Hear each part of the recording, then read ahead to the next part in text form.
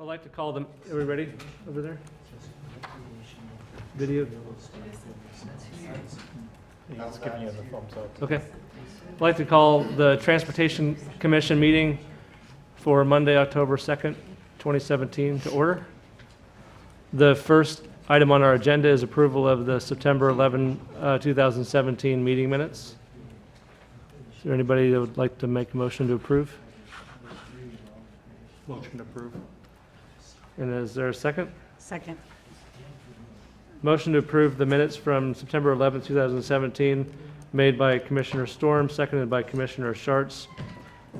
Is there any discussion on the item? David, I think you show me as present. I was not present at that meeting.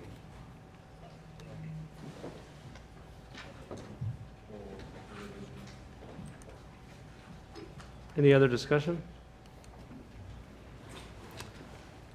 So all in favor of approving the minutes reflecting that Commissioner Ziegelmeier was not present, please say aye. Aye. Any opposed, say nay. Are there any abstentions? Here. And also me, I wasn't here. The two abstentions, Ziegelmeier and Bryan. The next, or the motion passes. The next item on our agenda is the general public comment. The public is allowed to speak to any items or issues that are not scheduled on the agenda. What comments do we have from the public today? Carol, please come on forward.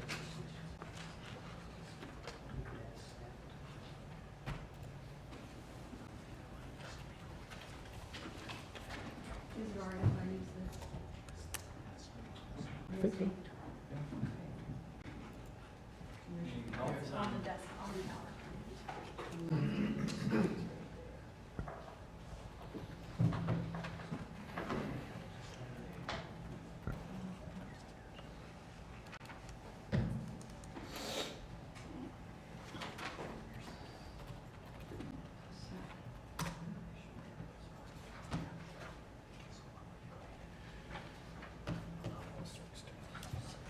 I know I come here a lot, and you probably wonder why.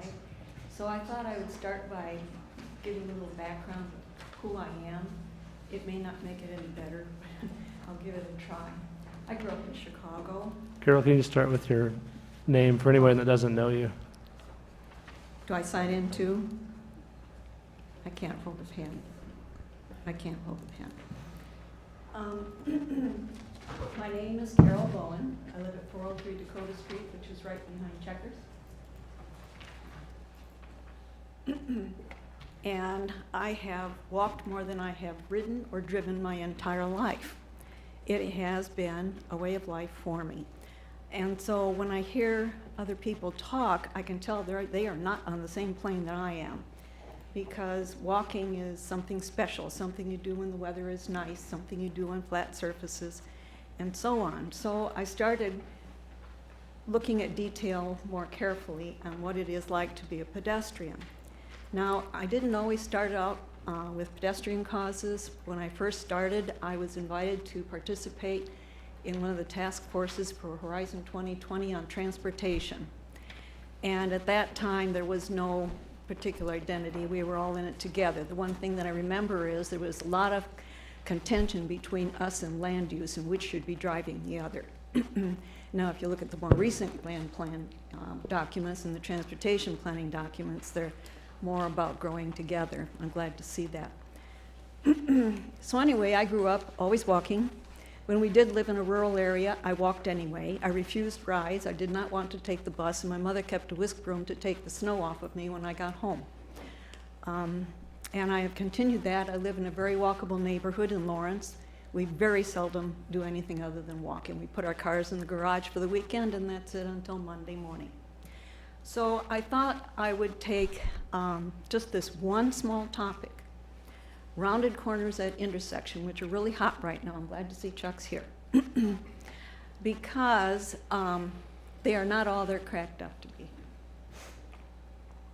And I thought for starters, I would take Louisiana and 23rd Street. I went around and did a bunch of photos.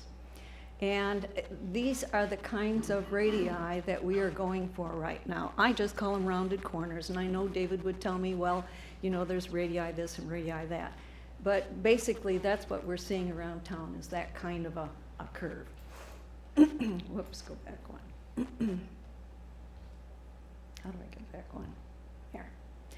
Now, this is, Checkers is back here. This is the Louisiana Purchase. And right here, we have the crosswalk with the push button. And it looks like we have somewhat of a fork in the sidewalk here so that you could go south or you could go east. Not. This one is a storm drain. This is common in our major intersections in Lawrence to have a storm drain right at the corner. So both directions for crosswalks are right here. Notice the slope right there for the two ramps. At the same time, you're supposed to access the button for crossing. Now, for those of you who are solid of leg and foot, that's easy. For me, it requires a lot of stability and support. This is the Checkers corner.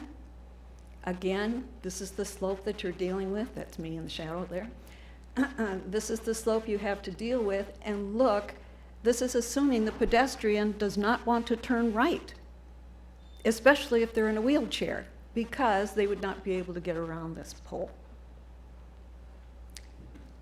For someone like myself, accessing that light while standing on a slope with this in the way is high near impossible. This is looking the other way. Checkers is still over here. If I'm in this shadow, what are the chances that that cyclist or that vehicle driver can see me? And the pedestrian has the same issue right down here being thrown into the street. Oh, and I'm not sure where I took a picture of this car, but I wanted you to get the idea of how close the traffic is to the pedestrians. I just happened to snap that as it was going by. Now, let's get on to City Hall. This is my most ironic picture. That trash receptacle is at the top of the handicap ramp in the parking lot across the street. Now, those people in Independence Inc. prefer that parking lot because it's level. The one that's downhill is much easier, much harder to get up, so we would prefer this. I don't use a wheelchair, but if I did, I might need to twirl around in that space and it would not be easy. Moving right along, we're approaching the corner, and it looks like with a little bit of a hop and a jump, we could just make a shortcut over there to that crosswalk. Wrong. Guess what? Another storm drain. Where you need to go is over here and around the corner.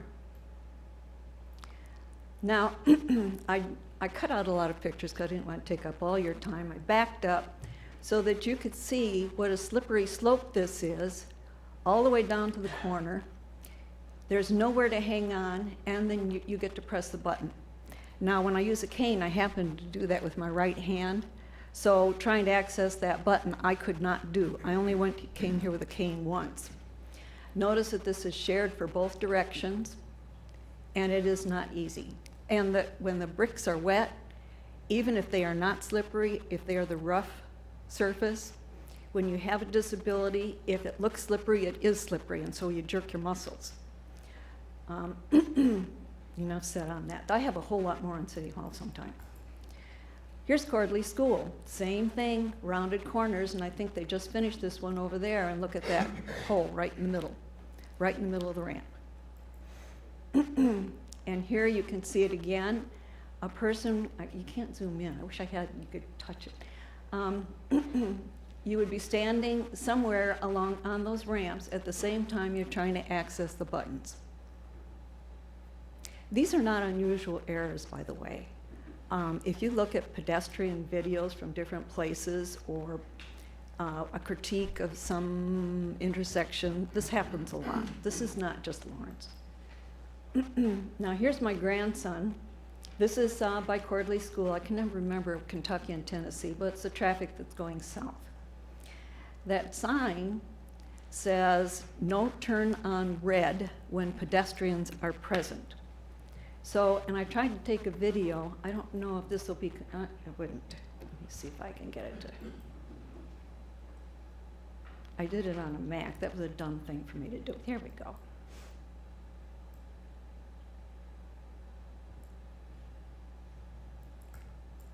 Come on.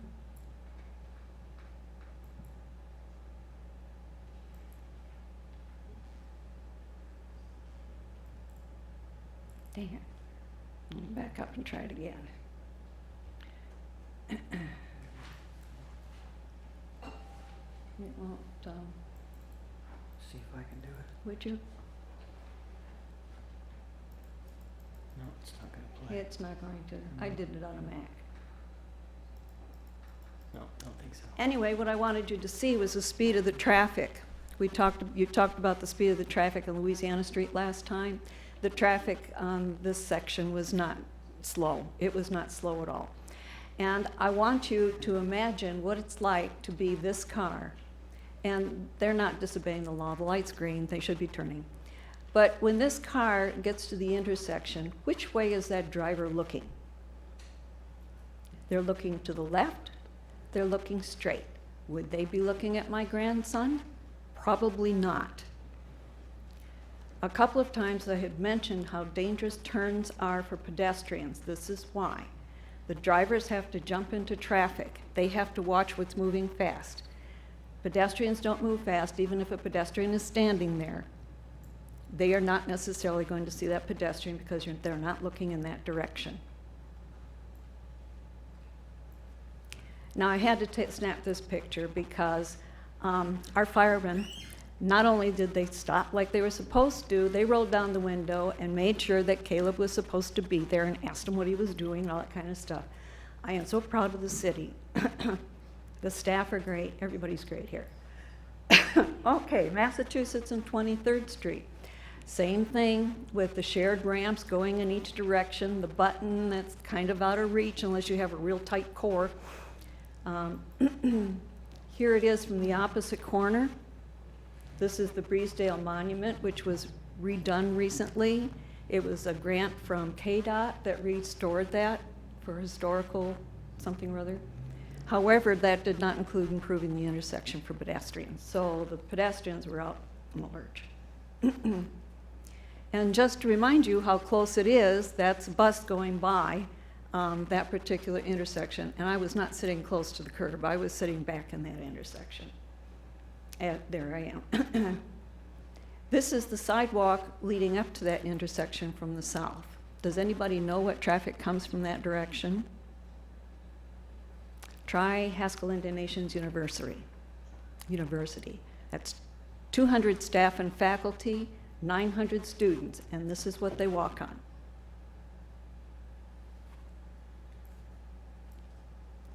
So this is just my little blurb on rounded intersections. They force pedestrians into the street. The buttons are not accessible. Transformers and utility poles block the visibility. Drivers are focused on jumping into traffic when turning left or right. Storm drains are at many intersections. They are a hazard and a liability. Rounded intersections expose storm drains more than square corners. And rounded corners upset the multimodal balance, which is something we're just beginning to get into. Thank you. Thank you, Carol. Carol, would you be able to share that with Dave to send out to all of us? Sure. Do I have to eject this thing? I don't know if it's small enough to send by email or not. Or, attached to our minutes or something. Okay. Thank you. What other questions or comments do we have from the public today?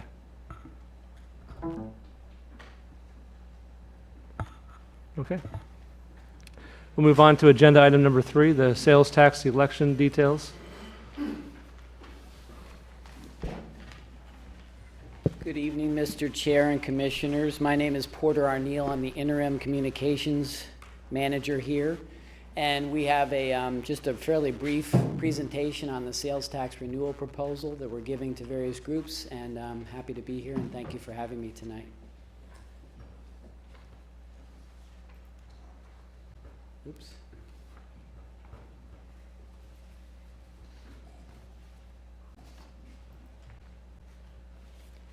So the purpose of this presentation is to educate voters and provide a high-level overview of the proposed sales tax renewals. I'll begin with the big picture, and then I'll walk through each ballot question, give some context about impact for both individuals and the city, and outline how the funds have been used in the past. It should be noted that if approved, the current sales tax rate will remain the same. This is a renewal proposal and will not increase the current sales tax rates.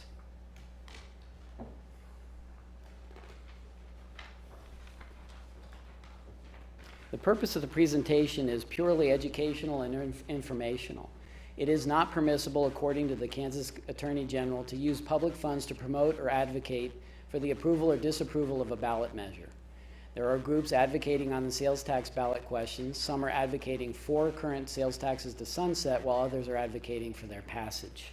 As we go through the presentation, we'll address a number of questions based on facts.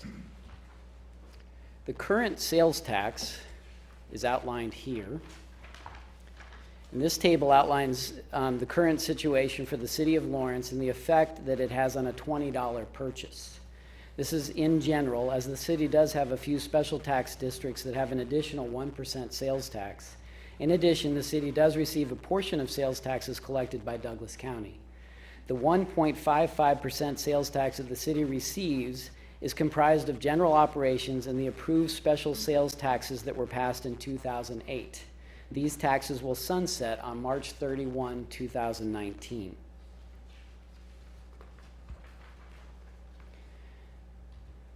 So what was the 2008 sales tax spent on?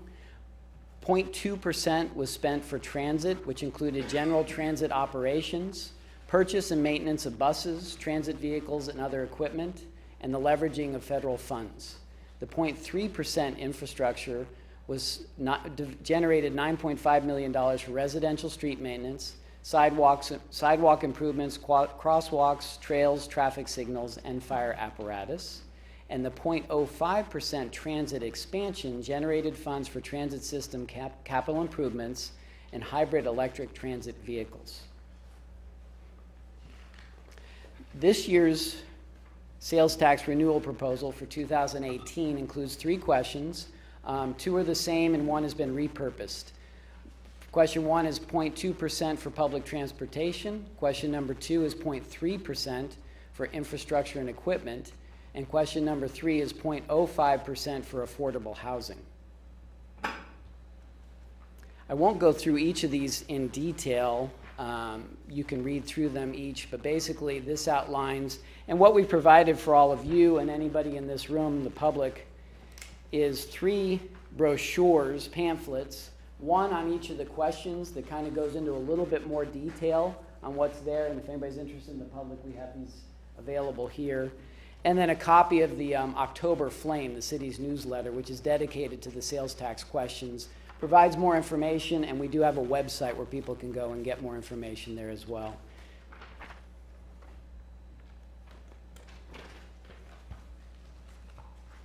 And that includes the ballot language is available there. And if anybody really wants to see the ballot, they can actually go to the Douglas County website and find the actual ballots there.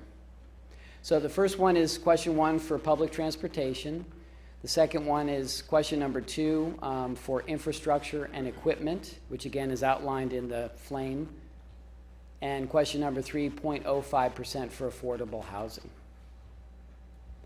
The impact of the proposals, if they sunset in 2019 for transit, the city would have to reduce or eliminate transit services or find alternative revenue sources to fund transit. This may impact the service level of other city operations. Lawrence may also lose federal and state funds for transit. For infrastructure, without the renewal, the city will make choices on spending cuts, service reductions, and/or property tax increases. The 2018-2022 capital improvement plan assumes the passage of the infrastructure sales tax and therefore would have to be significantly reduced if it didn't pass. The city's fire truck and equipment replacement plan would be negatively impacted. And for affordable housing, the city may be limited to using the funds currently available to address affordable housing needs in the community or shift resources from other city operations. The sales tax renewal proposal for 2018. Sorry, I got behind myself, forgive me. All approved sales taxes will be effective April 1, 2019 through March 31, 2030. If approved, the city sales tax rate will remain the same. Each question is independent of the others. Voters will be asked to vote yes or no on each sales tax renewal question, and it will be decided by simple majority of city electors who vote on the measure. A city commission-appointed sales tax oversight committee will monitor and audit expenditures to confirm sales tax dollars are spent in accordance with the voter-approved sales tax initiatives, as it did for the 2008 sales taxes. As I mentioned, there's additional information at a webpage on the city's website, and you can submit other questions if you have them. Actually, Chuck's here, Bob is here, they may be able to answer questions, but if you have other questions, we are collecting a list of frequently asked questions. Feel free to email to this address or email me directly, and we'll capture those questions and provide responses for that information as well. And then the general election information, the advanced voting begins on October 18, 2017. The general election is Tuesday, November 7th, 2017. Polls will open at 7 and close at 7 p.m. And more election information can be found on the Douglas County website. And I'm here to answer questions, or again, we have two people who are very knowledgeable in their fields who can also answer questions. Thanks, Porter. Thank you. Any questions from the commission? I have a question. In two of the pamphlets, the .3 sales tax for infrastructure and equipment, and the other one, on the inside portion, second paragraph down, it talks about for every $1 purchase price, 0.003 or 0.03 of 1 cent. Shouldn't that be 0.03 of $1? Correct.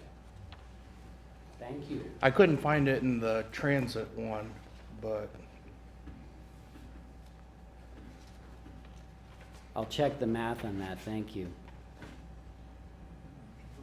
I just want everybody on the same sheet. There's a lot of talk of what that is. And Right.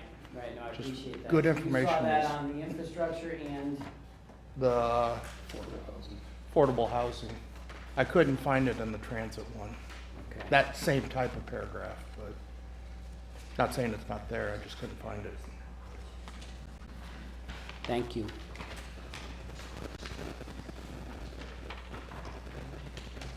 What other questions do we have? Thank you for that. That was really informative. The discussion about the regressive nature of the sales tax, I've seen some of the math. I'm kind of interested in how the math compares between the sales tax on a person making a certain income and how much they would spend, for instance, on groceries for a month versus how that math would work if it were a property tax, and how, I don't know if Chuck or Bob or you, Porter, have done any math like that, but I'm just kind of curious because there's been a lot of public discussion about that, both publicly and with the city commission, and it seems to be a topic that people are trying to get their arms around.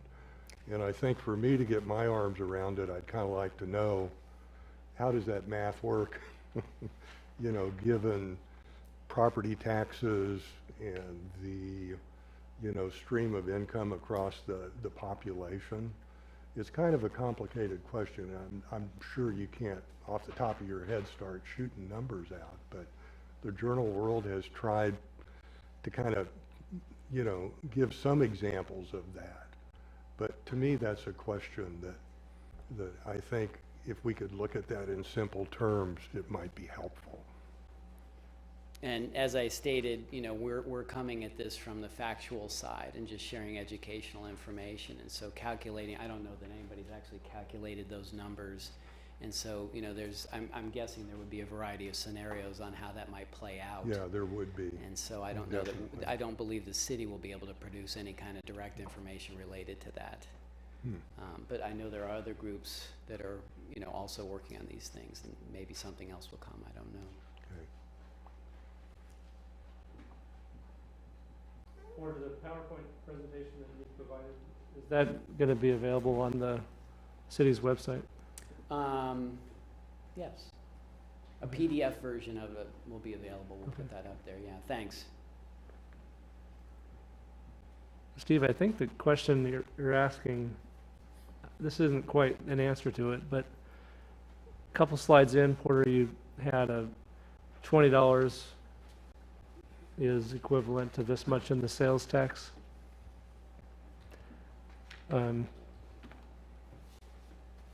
This one? Right. So it might be possible to imagine how much money someone might spend in a year. Divide that by 20, multiply by the impact it has, and then you could kind of present what you think might be the tax that a person is paying. I was curious that there was no mention of the city's sales tax pull factor. The Kansas Department of Revenue publishes that. The last time it was 1.10, meaning that 10% of our sales tax revenue, in theory, comes from outside people that purchase that aren't living here. Is that? Sales tax, sorry, I'm not familiar.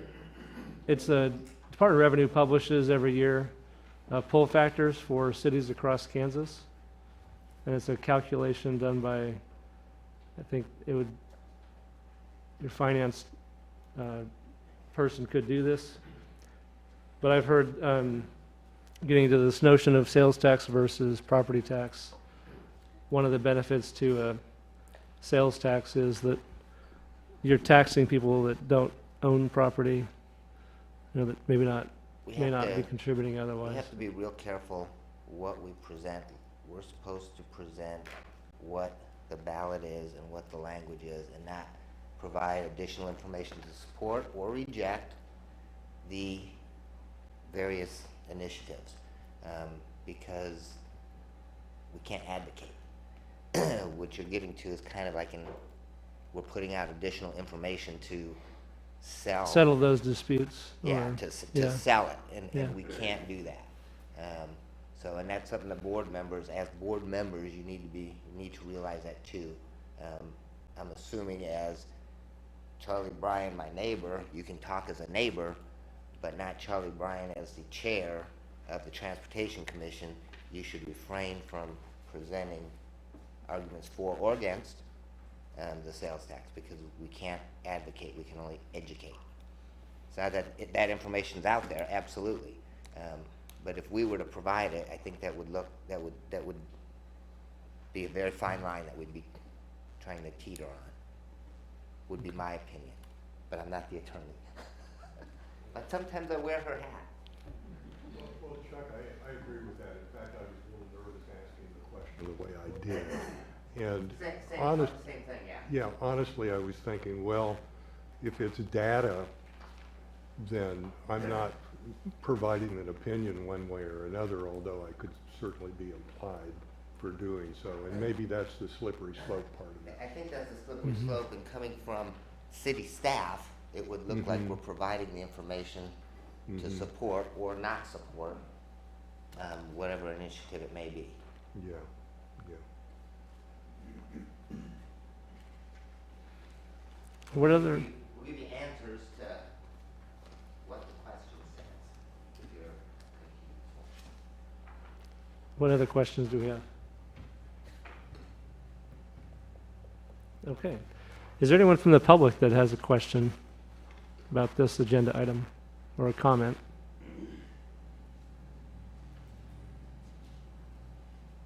Okay. Let's go on to the next agenda item then.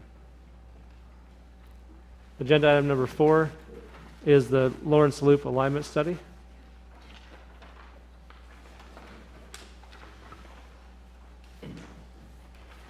I would like to invite David Hamby to join me. David As firm BG consultant was hired by the Metropolitan Planning Organization on behalf of the City of Lawrence to work on the Lawrence Loop Alignment Study. So he'll be presenting tonight as a hired consultant of the city and not as a transportation commissioner. But basically, we took this opportunity because we had additional consolidated planning grant funding, which is KDOT. It's a federal fund that's passed through to KDOT for MPOs to do transportation planning work, because this is an identified planning need to identify gaps in two of the alignments along the Lawrence Loop. And so I'm going to let David talk a little bit about our process. And we've attached to the agenda packet, I've handed out maps of the proposed alignments that we presented to the public, and we attached to your agenda packet all the feedback we heard in that process. And so we'd kind of like to just talk about our next steps and get any feedback you might have or would like to share with us.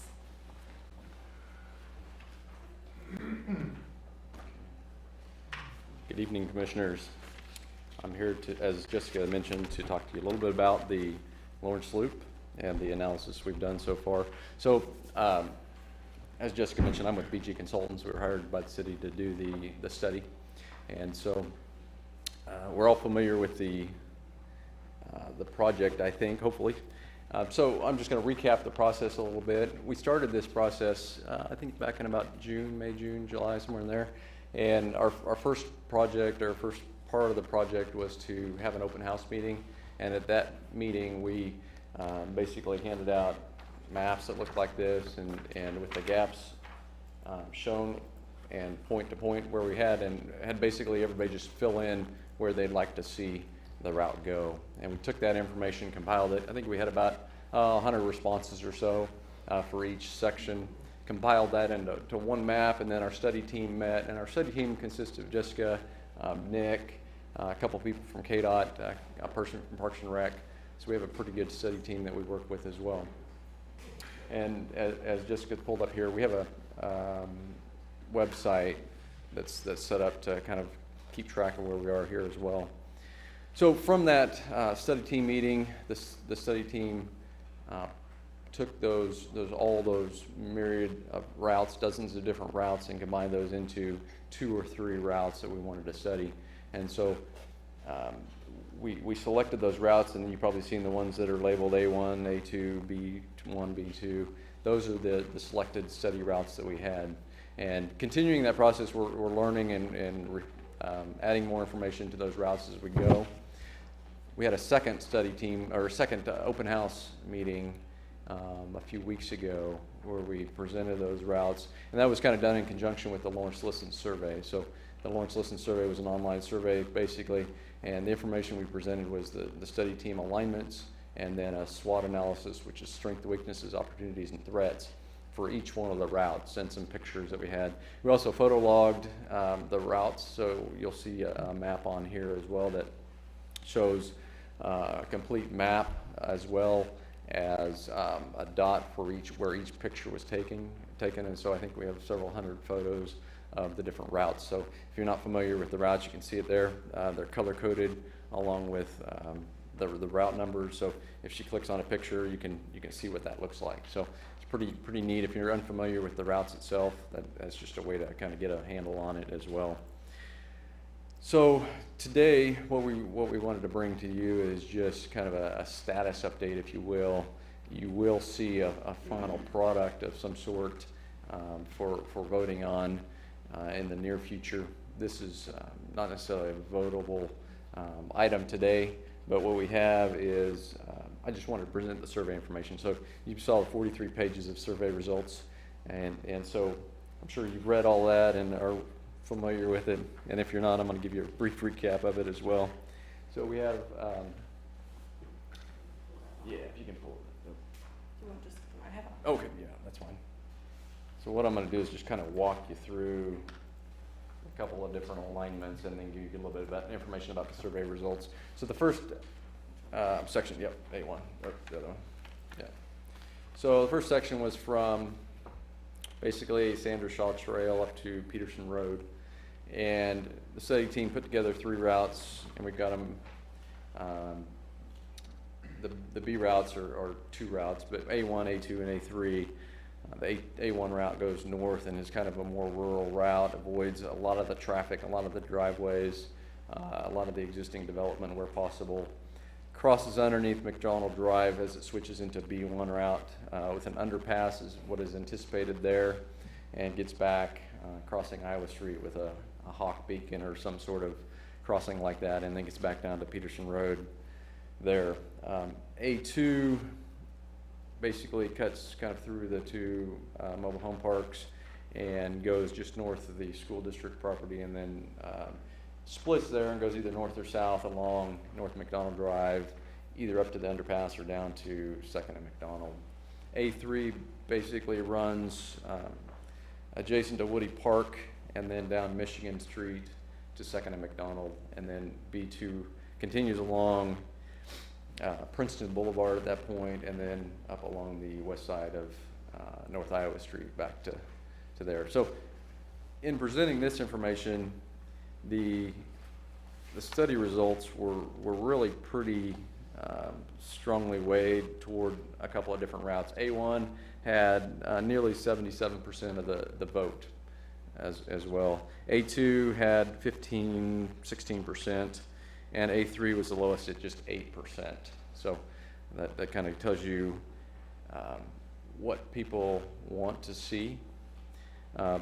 B1, 74%, and then B2 around 26%. So in a lot of the comments and just talking to the people at the public meeting, we hear a lot: avoid streets, avoid driveways, avoid traffic, and that's what they've voted, the feedback we've gotten as well. Avoid intersections if you can. So that's, you can't avoid every intersection, every road, but if you can minimize them, then that's generally what people want to see. Switching to the other route, this one's from, how do you get that full screen? Okay. Oh, okay. There you go. Okay, so the second route is from the end of Burroughs Creek Trail to Constant Park. And there were several routes we looked at. D1 basically uses the old railroad right away where it's mostly abandoned at that point, continues on up to 8th Street. D2 goes by Hobbs Park on the outside of the ball field, and then kind of scoots through Allen Press and then up to Delaware Street, again to 8th Street. E1, E2, so you got E1 on the northeast side of the railroad, E2 on the southwest side of the railroad, E2A and E2B, depending on where you want to look. E2B runs along the street, E2A runs kind of along the railroad as well. F1 runs along the Riverfront Mall and then on the promenade. It was anticipated to go through the building and then continue along the north side of the railroad tracks back to Constant Park. F2 has two splits for F2A and F2B. F2B is more along the street. F2A is more through some existing right-of-way there and needed easements. And then F2 would continue along 6th Street and get you back crossing through the park back to Constant Park, and then crossing the railroad back to the existing trail there. So I'll give you the survey results and talk a little bit more about what we found out on this project as we were still working through some items. So F1, I'm sorry, I'll start with D1. D1 was the preferred route with around 74% of the votes. D2, 26%. E1 is the preferred with about 66% of the vote. E2 had about 34%. And then F1 had 81% of the vote, which is the highest of any given section. F2, about 19%. So since this was done, Dave Cronin and I have worked a little bit more about finding out ways to make the promenade work, and if there's an easy way to make that happen. And what we're finding is that the promenade may end up being a spur probably in this situation because of the logistics of getting through the building and so forth. But one of the routes we're investigating would be, rather than going on the north side of the riverfront, going on the south side of the riverfront mall. There's an existing kind of railroad right away there through there, and it would be similar to the D1 or E1 route where it would run just immediately south of the riverfront mall with the trail still being on the north side of the railroad tracks, but in that area there between the parking garage and the building itself. So that may be a fallback option. Jessica and I are talking about options of how to proceed ahead, maybe even doing a quick little survey to look at a couple of different options. We heard a little bit of feedback about the F2 option that has been presented by Mike Myers that goes out underneath the two bridges on the north or on the south side of the tracks. So that may get some further look as well. But as I present this, I just wanted to see at this point if you guys had any feedback for us before we get to a final product, to see if there's anything that is a major concern or like what we're doing, if there's any other feedback you may want to offer.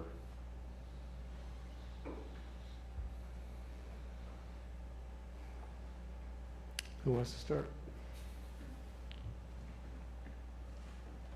Thanks, David. Yep, thank you. I believe there's some public comment here as well. So. You want? Okay. Okay. Go. Great. Jump right in, Steve. David, the one that I'm having the most trouble visualizing is F1 around back here. And that I can't, when you say you go through the building, I'm not exactly sure what that means. So that's probably, you want to pull up the photos.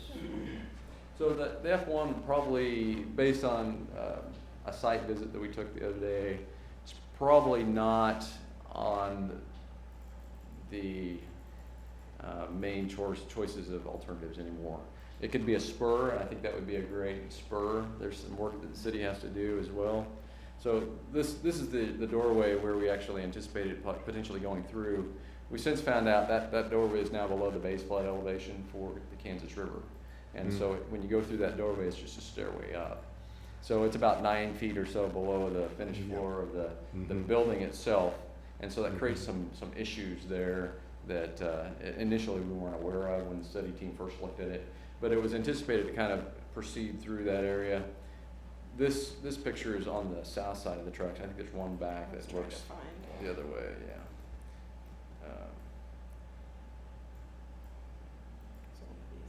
It's one more, yeah, right there. That should be it, yeah. So this gives you an idea of looking back east, and so you can see there's quite a bit of room between the tracks itself and the building, and it looks deceptively kind of small there, but there is quite a bit of room to walk. There's a fence and generator, but our next step, I think, for our study team is to meet with the railroad to get some feedback from them, because there's several things that pop up. One is the crossing at 8th Street, the crossing at 11th Street, both are signalized crossings. The crossing just at Constant Park is an unsignalized crossing right now. So that really, I think, in my mind, creates a dangerous situation with trains coming by and no signal arms that come down.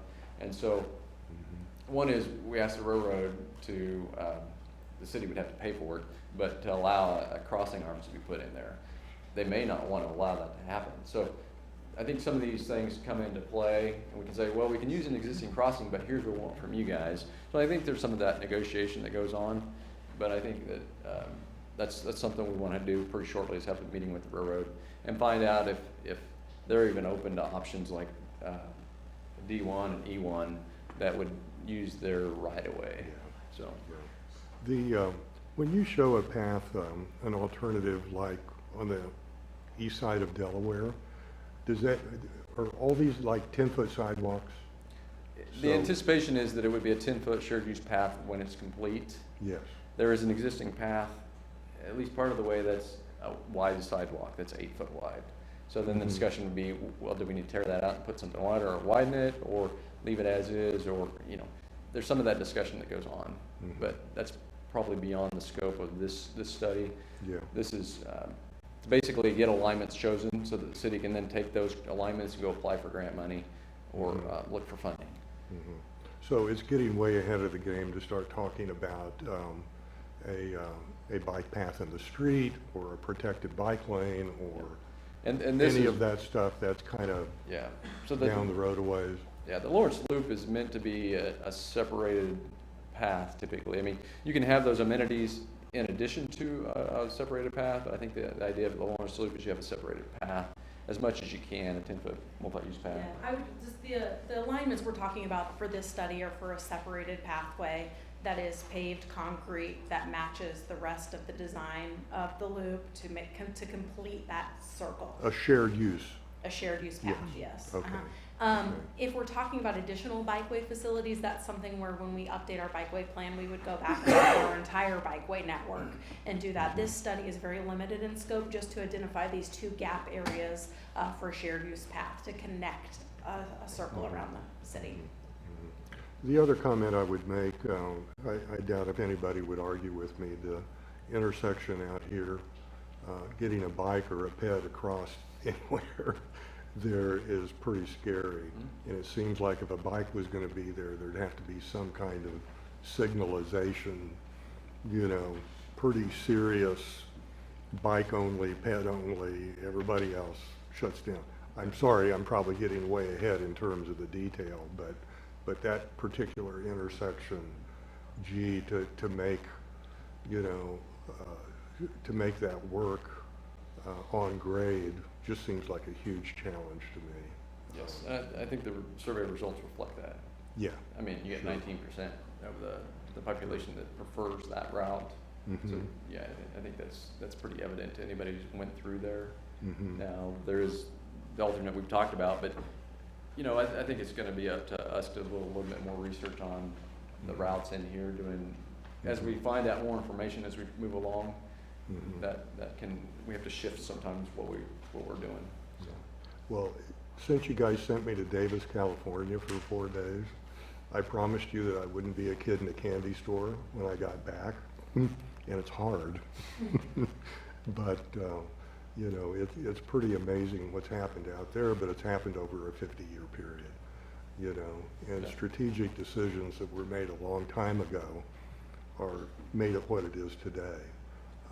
And I'm just kind of hoping that we can do the best we can here, regardless of how long it takes to do the right thing. Because this is a big deal for a lot of people of all ages. I'm sure everybody would agree. This is great. Thanks so much for doing this. Any other questions from the commission?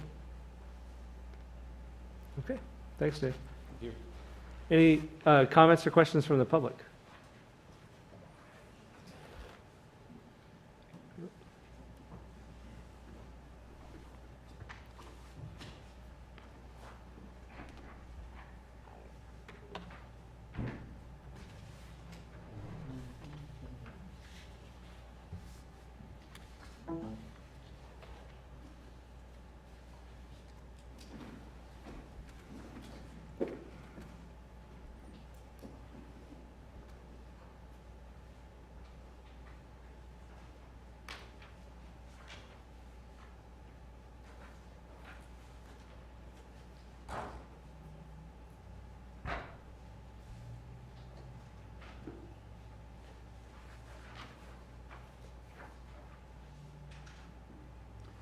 Hi, good evening, Chairman Bryan, and commissioners as well. My name is Michael Allman.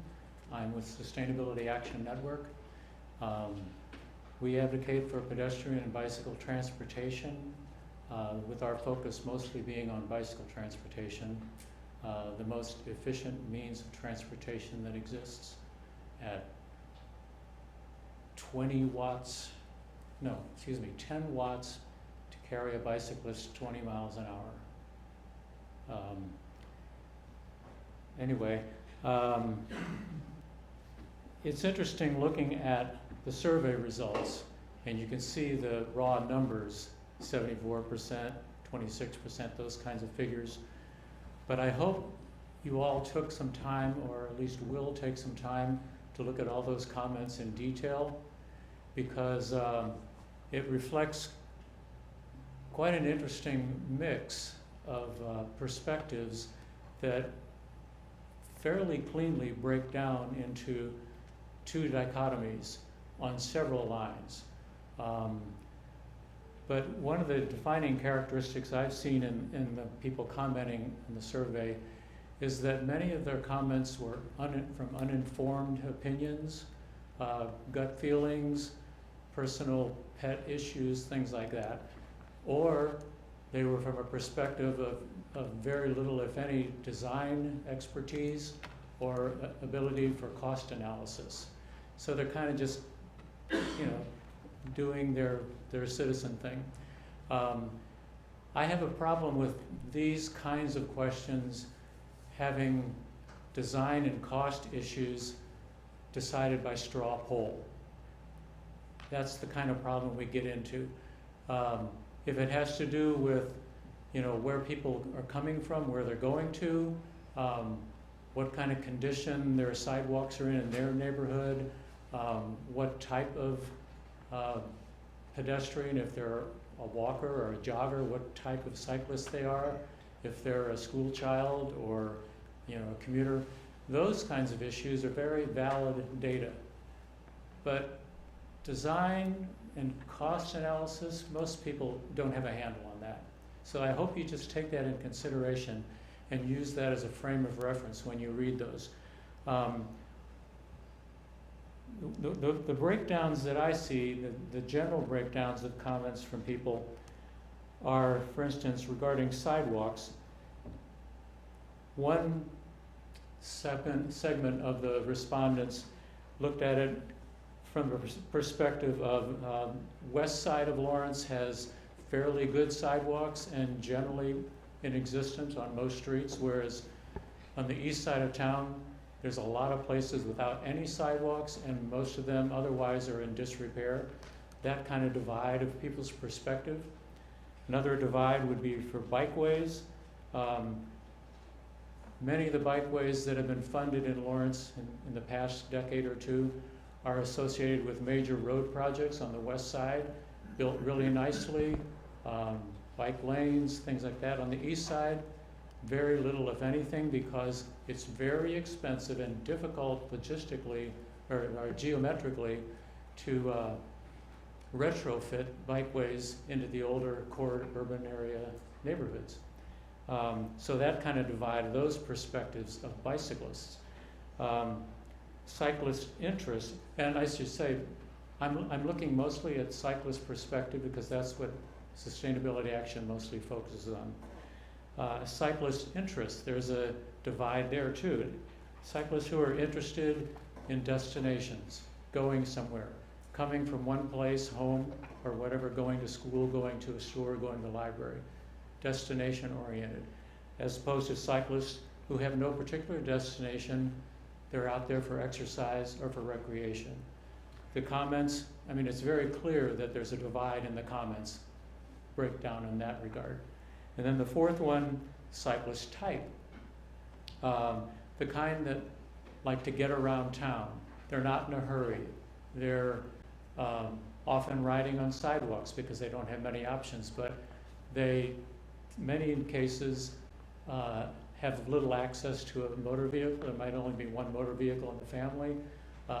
So they're bicycling because they have to get to work, to get to school, whatever.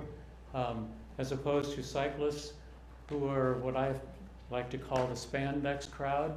They like to burn around the loop as fast as they can. It's a totally different perspective on why these people want to bicycle. So look at those comments in that lens, but I will provide you with a perspective based on the, where do I have it? The Burroughs Creek Corridor Plan.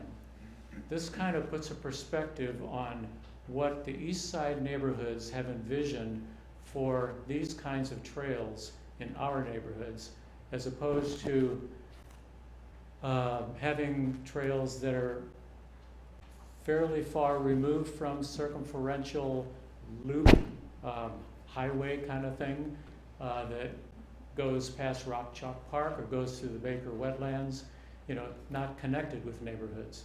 So there's a very different way of looking at a trail or a trail system in the urban core. And that's all worked out more than 10 years ago in the Burroughs Creek Corridor Plan. This plan was developed by a task force that I served on as well for 2 years adopted in 2006. And it is, by reference, part of our Horizon 2020 comprehensive plan. So it's an official document that reflects the will of the community.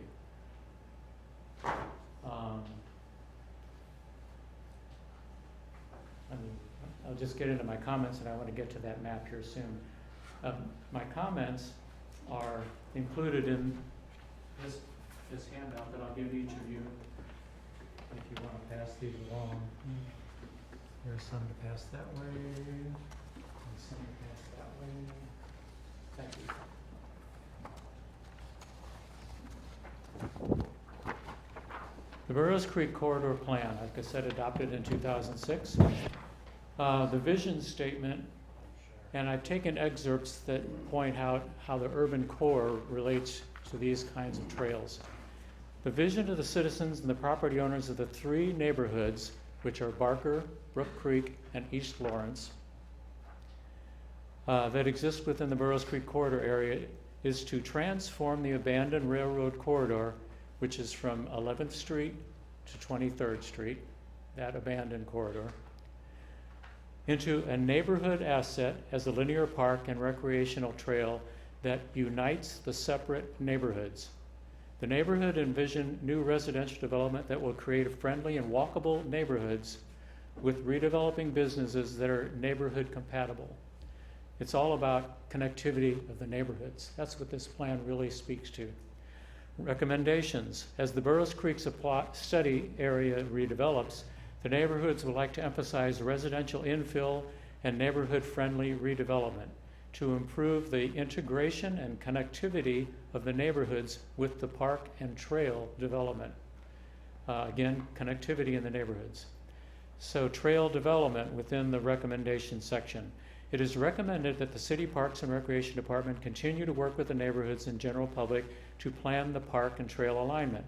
This process should include the following: development of an intermodal plan for pedestrian, motorized, and non-motorized vehicles, all of them, to travel safely together. The proposed park and recreational trail intersects many streets, meaning careful consideration and planning needs to take place to keep everyone safe. Proper design of a bikeway or a sidewalk can accomplish that. It doesn't have to be separate out in nature. You know, we can have something going way out all over anywhere that doesn't serve anything in the city. But if we're going to be in the urban core, then we have to deal with serving the urban core. Primary consideration should be given to connecting the park trail to the surrounding neighborhoods. Primary consideration, not only by street access, but by additional pedestrian access. So to connect to, not to avoid the streets. If you're going to be in the urban core, there's places you want to go on all these streets. You want to be able to get there. It is recommended that the city pursue an agreement with BNSF for rails with trails north of East 12th Street to 11th Street, that half block, to allow the trail to continue to the north to a desired trailhead, Hobbs Park, and in the future allow the trail to continue further to the north. Now this section between 12th and 11th originally was destined to be a rails with trails. It was not abandoned by BNSF. It was still an active line and they wanted to keep it. They did not agree to let the city put the trail there because they did not want it on their right-of-way. Ultimately, they decided they'd abandon that to 11th Street so that the trail now does go all the way to 11th Street. In fact, the trail goes to the west up 11th Street to Hobbs Park, which it's not indicated on any of these maps. So that section just kind of gives you a perspective on dealing with BNSF. It also points out that a lot of people who commented about rails with trails, or they commented about abandoned rail lines and where they wanted to have the D1 and the F1 trails, they don't understand that those are active rails and that BNSF is not particularly amenable to sharing that. Anyway, that's another aside. So continuing, the Burroughs Creek predated the Lawrence Loop concept by a good 10 years, 2016. And the Haskell Rail Trail predated the loop by 25 years. The very idea of the Lawrence Loop is attributable only to the existence of the Burroughs Creek corridor vision. And the Burroughs Creek Trail has long been an urban core multimodal commuter facility, whether or not the SLT trail was ever built through the wetlands. This trail existed for its own purpose because of the neighborhoods and the needs the neighborhood saw it serving. It had nothing to do with the Lawrence Loop. The Lawrence Loop is a come-along that has latched onto this to make it part of the loop. But that's not the intent of what the neighborhoods wanted. Like I said earlier, the Burroughs Creek Corridor Plan is incorporated by reference into Horizon 2020. It is the defining document for the 21st century development of the eastern Lawrence neighborhoods as far as bicycle pedestrian trails go. 2 years of task force work and the resulting plan to extend the trail from 11th Street to City Hall through the urban core cannot be ignored without amending Horizon 2020. The plan clearly identifies Hobbs Park and a trailhead as the destination to be served by this future trail extension, future to the Burroughs Creek Corridor Plan. An intermodal facility that intersects streets is the plan's primary consideration to connect to neighborhood destinations of residents, businesses, and public facilities. The Burroughs Creek Corridor Plan never intended for this trail extension to skirt around the perimeter of the neighborhood. So, given the alignment options under consideration, judging by the Burroughs Creek Corridor Plan, it would call for alignment D2.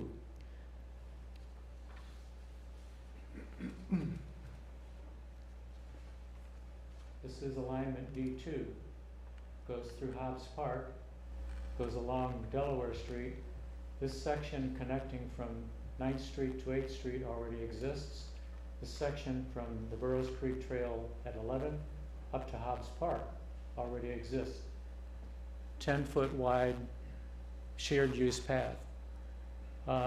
That's almost half the distance of D2 already exists. So if you consider cost, we have half the cost met there. The section in front of, right here, 9 Dell Lofts, this section also exists. Tony Krishnick built that 10-foot wide section of trail in front of his apartments because he wanted the bicycle facility there. He wanted the trail to go there. So that's D2. It will connect to Hobbs Park, many homes and businesses, to New York School without putting an industrial barrier between them. If you go to D1, you have this entire industrial barrier preventing the bicyclists from getting to the park, to New York School, to any of these businesses along here, to 9 Dell Lofts.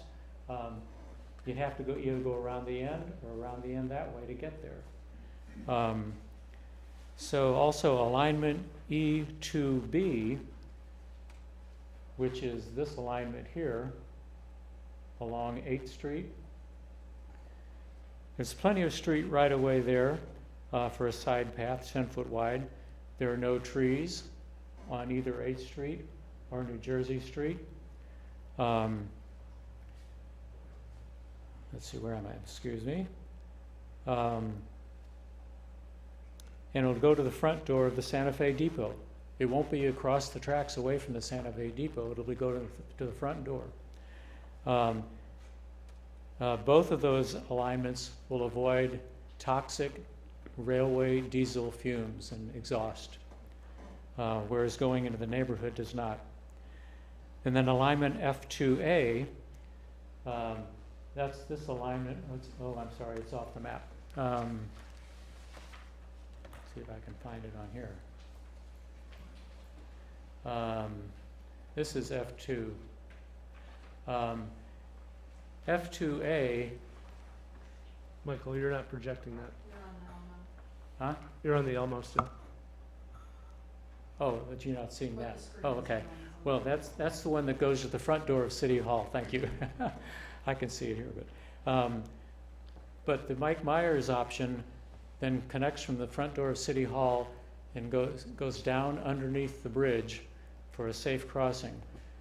About the only intersection I think is worth considering to avoid crossing is this one out here. Going under the bridge is probably very wise. The other connections in East Lawrence are fairly low volume with a side use path. Most of those intersections will be avoided, but you will have direct access to that street and the businesses and the homes and the parks and whatever if you want to. So I'd like to just close by pointing out a few of the things in the comments. When I said that a lot of the people are uninformed, I look at a comment, for instance, the Kennedy family from Kennedy Glass would have concerns regarding impact to the parking area. If I may point out,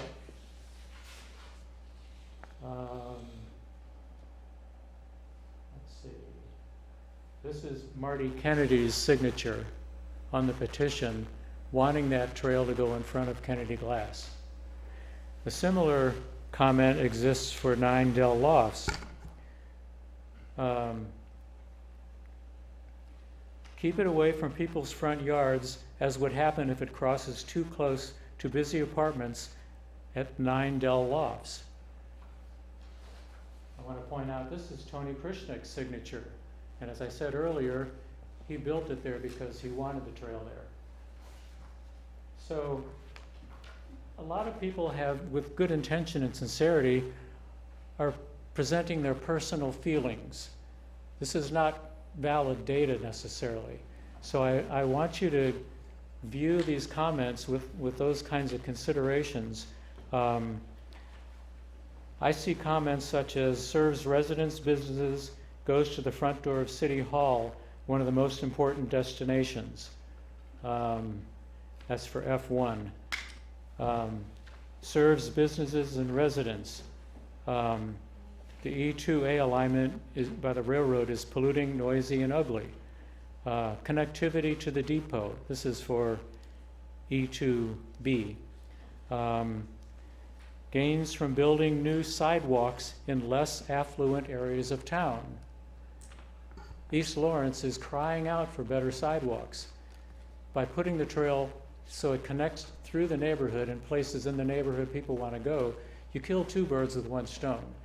So I'll wrap up. There's so many comments in here that you can look at with that perspective, and I urge you to do so, rather than just looking at raw numbers, 74%, 26%, you know.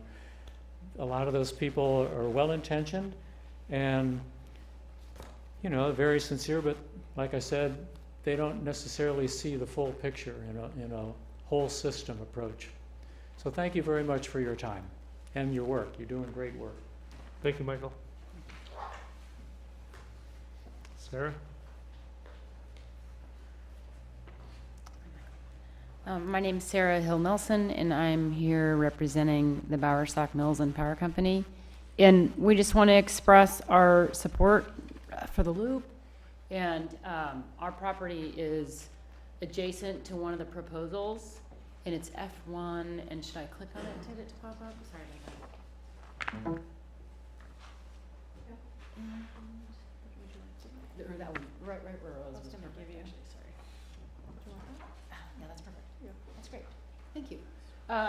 So yeah, we are thrilled with the concept of the Lawrence Loop, and I have heard a couple of people in the community say they were concerned about Bowersock not supporting the F1 loop, and we just want to express our willingness to partner with the city, and that might even include realigning our driveway. So for example, if the trail were to go along F1, one of the concerns we would have would be about our vehicular traffic backing into the trail. So we discussed it as a family. It's an important value for us to have something like the loop, and we would do whatever we could to try to help cost share to angle our driveway, assume as much of that cost as we could to angle our driveway out so that we wouldn't be backing into the bicycle traffic way. And the other piece that we think is, we could solve several problems by running the loop. We love getting people out on the promenade. We agree we have some concerns about the feasibility of getting it through the building. But it's our thought that there is quite a bit of room there on the south side of the Marriott Spring Hill Suites. And I've worked closely with my neighbor Mike Logan, and I feel comfortable saying that Mike Logan is supportive of the concept of running it also along those lines. And the issues that we need to just make sure we deal with are trash pickup for Abe and Jake's, which, there would have to be, trash pickup would need to be able to come along that shared use path to pick up his trash. So I would see a one-way access there for vehicles that would go behind Abe and Jake's, and then he would still need to have parking behind there for his loading and unloading. But we do think that's attainable, and the rest of it is quite, I think relatively inexpensively developed there. So we as property owners, and I we would encourage you to speak specifically with Mike in all of our discussions. He's been supportive of the concept. And I also had a document that I found that I've shared with several people in the city that talks about shared rails and trails coexisting. And it's a great document. I think I've shared it with Jessica and others that shows all the kinds of settings in which rails and trails operate right alongside one another. And there are all kinds of different ways that can happen. And so I would encourage the people on the commission to take a look at that as well. And I'm open for any questions from people on the commission about Bowersock's role in this or how our thoughts on the process. Any questions? All right. Well, we applaud your efforts and want to be available to help in any way we can. So, thank you. Thank you. Anyone else from the public? Gary?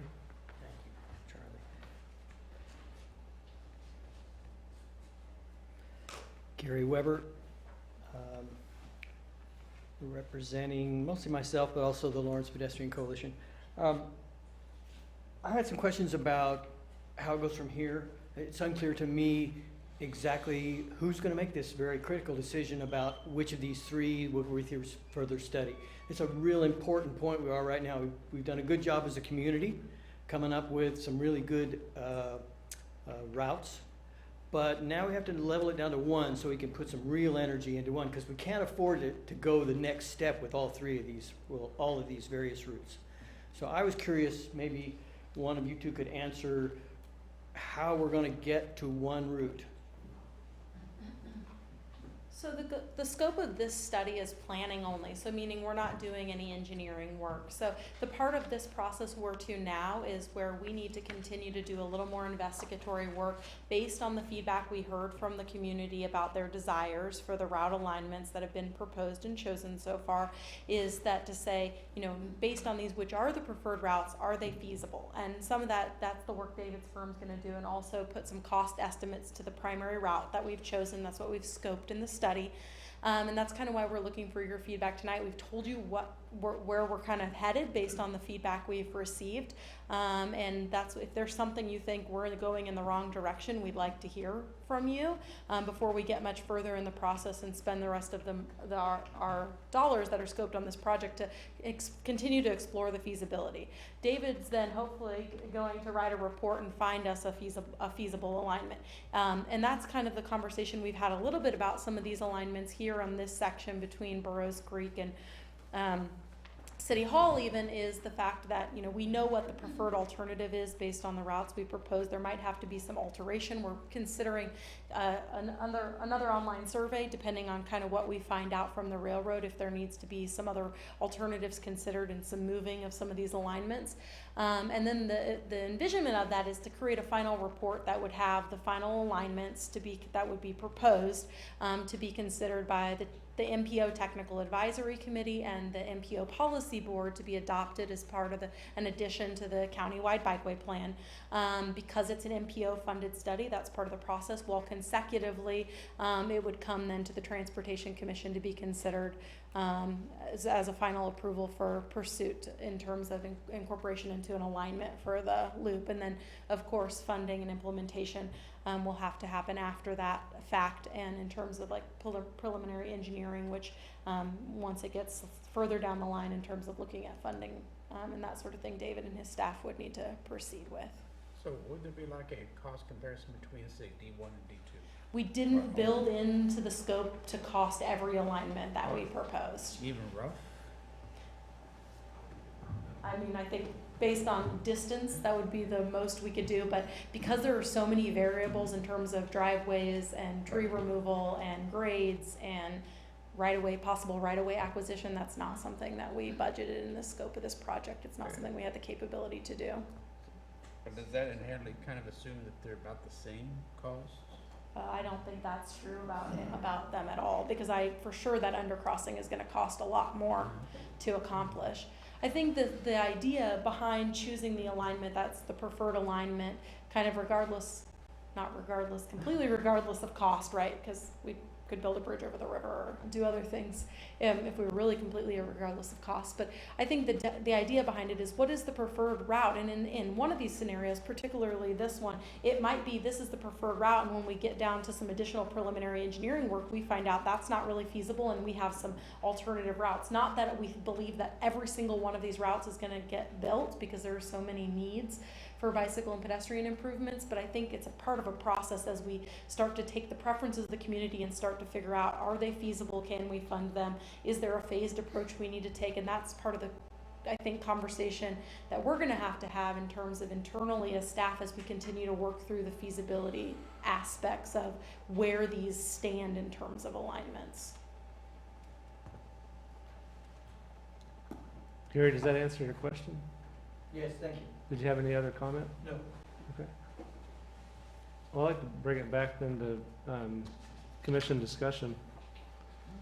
First, just to clarify, Jessica, tonight, the feedback you need from us is just broad generalities, or do you want us to I think I discuss? would welcome you to weigh in as much as you would like on Okay. this process, in terms of particularly if we're headed in a direction that you think is not the intended, your intention in terms of completing this community vision of the loop. And then, of course, we're obviously going to, have challenges with scope, because this project does have a smaller scope in terms of that. And so we've gotten comments in this process that are for elements outside of the scope of some of these areas and that sort of thing too. So we really just have to rein it in. We're looking at those sorts of alignments, but we would encourage you to make any comment you have about the process we've had, the work that we're doing, the alignments we're moving in the direction of, anything you've seen presented that you think we need to additionally consider, those types of things. Okay. Well, maybe to make it a bit easier, can we get the map back to the Sandra Shaw to Peterson Road? That, I imagine, might be less, have less variability in terms of how we might get some feedback. So if I understand this correctly, A1 and B1 are the ones that had the highest votes for those that participated in the second open house? Is that? That's correct. So A1 has a 77%, B1 has 74%, so it's pretty highly rated as far as users. And again, I want to add that the votes are one thing, but then when you hear comments is avoid driveways, avoid street intersections, avoid things that are going to cause problems with users of the trail. So.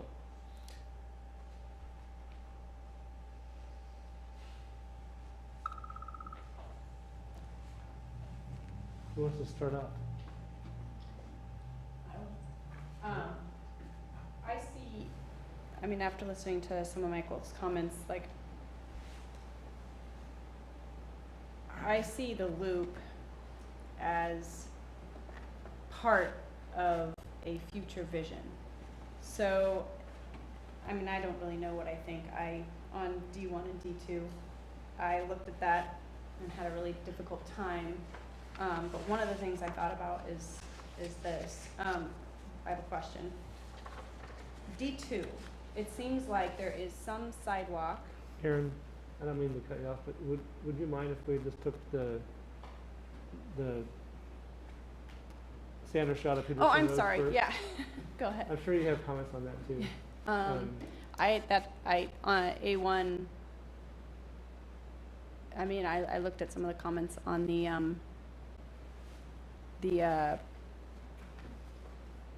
in our packet, and it seems like that's the overwhelming desire. And for the reason of the underpass, I thought that sounded pretty good also. And that could go with the comment I was going to make, and that is that the loop is, I mean, we have sort of the vision, which is people being able to get where they're going on foot or by bike. And the loop is maybe more recreationally based, but I see the loop as the beginning of a complete, or as what we have that will eventually complete the system, being able to, with spokes. And so I think that the loop may be more recreationally based, but the spokes will be more transportation based, if that makes any sense. Thanks. Yeah, when you look at some of the work that's happened like in West Lawrence, where there are shared use paths on 6th Street and 23rd Street and I believe on 15th Street that get you across town but also connect to the loop. Being able to put this sort of infrastructure in first, I think is an important step in terms of getting those connectors in place as well. And so I certainly agree with a lot of Michael's comments. I also feel like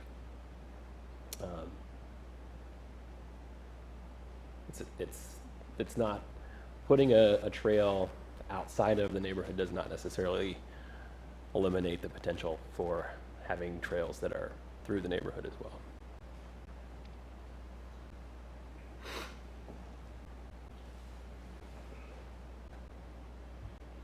I mean, for my 2 cents, I would say that A1, B1, especially with the email that we got last week on 19th, the underpass under 19th, there's hope that there's money out there, so that's all great, but that underpass is gonna be a big thing, but I see it as the loop is kind of this big outer belt, and then we have to get the transportation that gets you from A to B, but this is kind of, we talked previously, the recreation around it.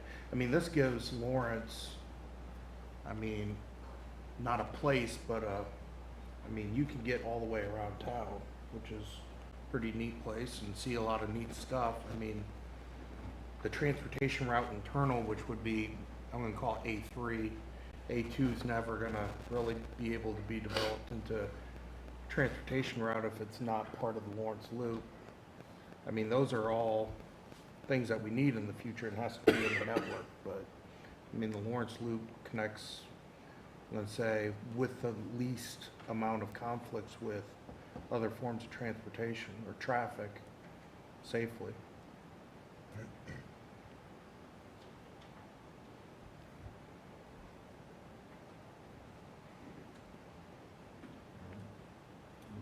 I would agree. I think it gives us the bigger picture. And it's a little hard to make a decision not knowing all the factors. This could change drastically based on what you come back with. I mean, if it's 10, 15 years before we can get an underpass underneath the KTA, I mean, that's a big issue. But we don't know that till. We don't know that. How If will, we can get an underpass under the KTA, that's really neat. how would we know that? Yeah, we need to talk to the Turnpike. The Turnpike actually maintains all of McDonald Drive all the way to 6th Street. So even if we're going through the intersection of McDonald and Princeton, like on A3, there's discussions that we would have with them. But yeah, it would, we're just doing, this is very preliminary planning stages. Anything's on the table, I think at this point, we're just looking at the feasibility, so it's feasible to do it. I think it's important to leave it on there. If you get to the point where you build A1 and you get to the underpass, you can always do A2B to go south and then cross until you have funding to do the tunnel or the underpass underneath the turnpike. So there could be some phasing in there. And again, like Jessica said, we're just planning this now, so in the future, we're going to identify a priority route, but all of those decisions will need to be made in the future with timing and funding and the cost. And like Commissioner Storm said, if it's 10 or 15 years in the future, I think things will change. So all good things to mention and think about. And So would you preserve right-of-way now then? what was it? Which alignment was chosen, would you have to preserve right-of-way now? Would we preserve right-of-way? Yeah, like let's say A1. We don't typically do that. As far as acquiring right-of-way ahead of a construction project, we usually do it in concert with the project. I think A1 had some areas which it was already in city right-of-way or drainage easements. So, until you get down to the design phase, some of the side paths along some of these streets, you may need to acquire right-of-way, you may not, just depending on the design. But we typically don't do that. However, if we're in areas where we're developing or haven't been completely developed, when we're going through the platting process, we could preserve some right-of-way for past that, through the planning process. So there certainly are opportunities to do, and that's another reason why this is a good study to have, so that we have a route, so that if a development comes up, we can point to this study and say, hey, this is the preferred route. Let's work to dedicate some space for a path. So My only concern would be, I like the idea of the loop, but just you select something that you price yourself out of actually building at some point. So, if it's dependent and critical on the underpass to get this section through, then you don't see it for 5 more years, 10 more years, and development starts out there and becomes more expensive. So I'm kind of surprised there's not just some real bare bones basic order of magnitude costs. yeah. And I think once we get to the end of the study, we can look at very preliminary ballpark cost estimates. I mean, we do that on projects, and we don't need to know everything to come up with a very conservative estimate. So, I think that needs to be factored in, and that would be factored in with any decisions in the future to proceed with any route. So we're, again, just looking at feasibility, and then obviously in the future, as funding opportunities arise, we need to look at the cost. Well, I'll add just a little bit. I think the vision that Aaron and Jeff talked about makes a lot of sense to me, and I think it needs to be all things to all people eventually. I'm on the Burroughs Trail and the wetlands all the time, essentially from City Park to Clinton. And it's so diverse in terms of the people that use it, from people with 3 dogs to kids on little bikes all over the place to elderly people walking. It's just all over the place, and there's a lot of it. And I can't help but think, gee, being away from driveways and streets and maybe even getting out into nature some would just be really a great experience for those people. On the other hand, for me to get to the Burroughs Creek from south of campus can be real challenging.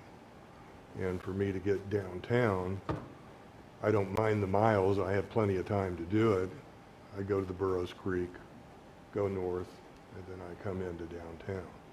And whenever I do that, I'm saying to myself, gee, wouldn't it be nice to be able to, you know, literally go around town and go anywhere with the spokes and with, you know, the vision that these folks are talking about. And so I think completing the loop is kind of really critical to making all that other stuff happen because people are going to want to get there. But I totally get the East Lawrence, you know, dilemma because I go through there a lot to see people and I'm riding on sidewalks. So just this whole thing is, in my mind, not just a loop discussion. I think, personally, I think it's more of a recreational value for the most people, but I think it's really got to serve, you know, in terms of the cultural aspect of it, everybody, you know, everywhere in town, ultimately, and that's, I think, what we need to get our arms around.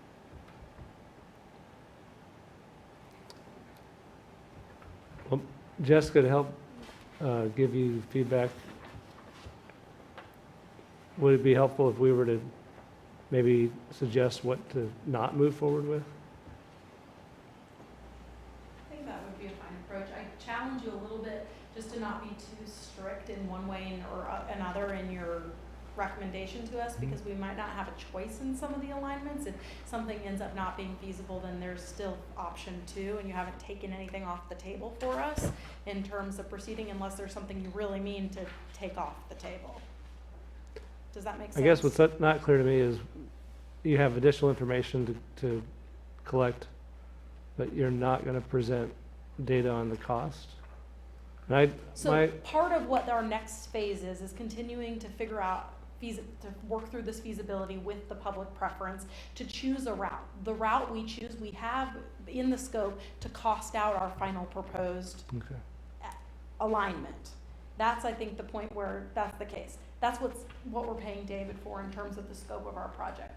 If David Cronin's staff wants to, at that point later, we get to the point and we decide, oh, either we approve that and we move forward and we can't fund it, or we have some other thing, or they want to say, okay, we're going to put together costs for the other parts of the study, that's something that we could do at a later point in time if it needs to be done. It's just not part of the study that we've scoped out so far. Does that make more sense? Yeah, I guess I'm assuming that most of us imagine the underpass raises the cost of the completion of the loop significantly to the point where it may not be done for years. And so I wonder, you know, how important is that to everyone here? To A1, which is the, you know, has the most support apparently,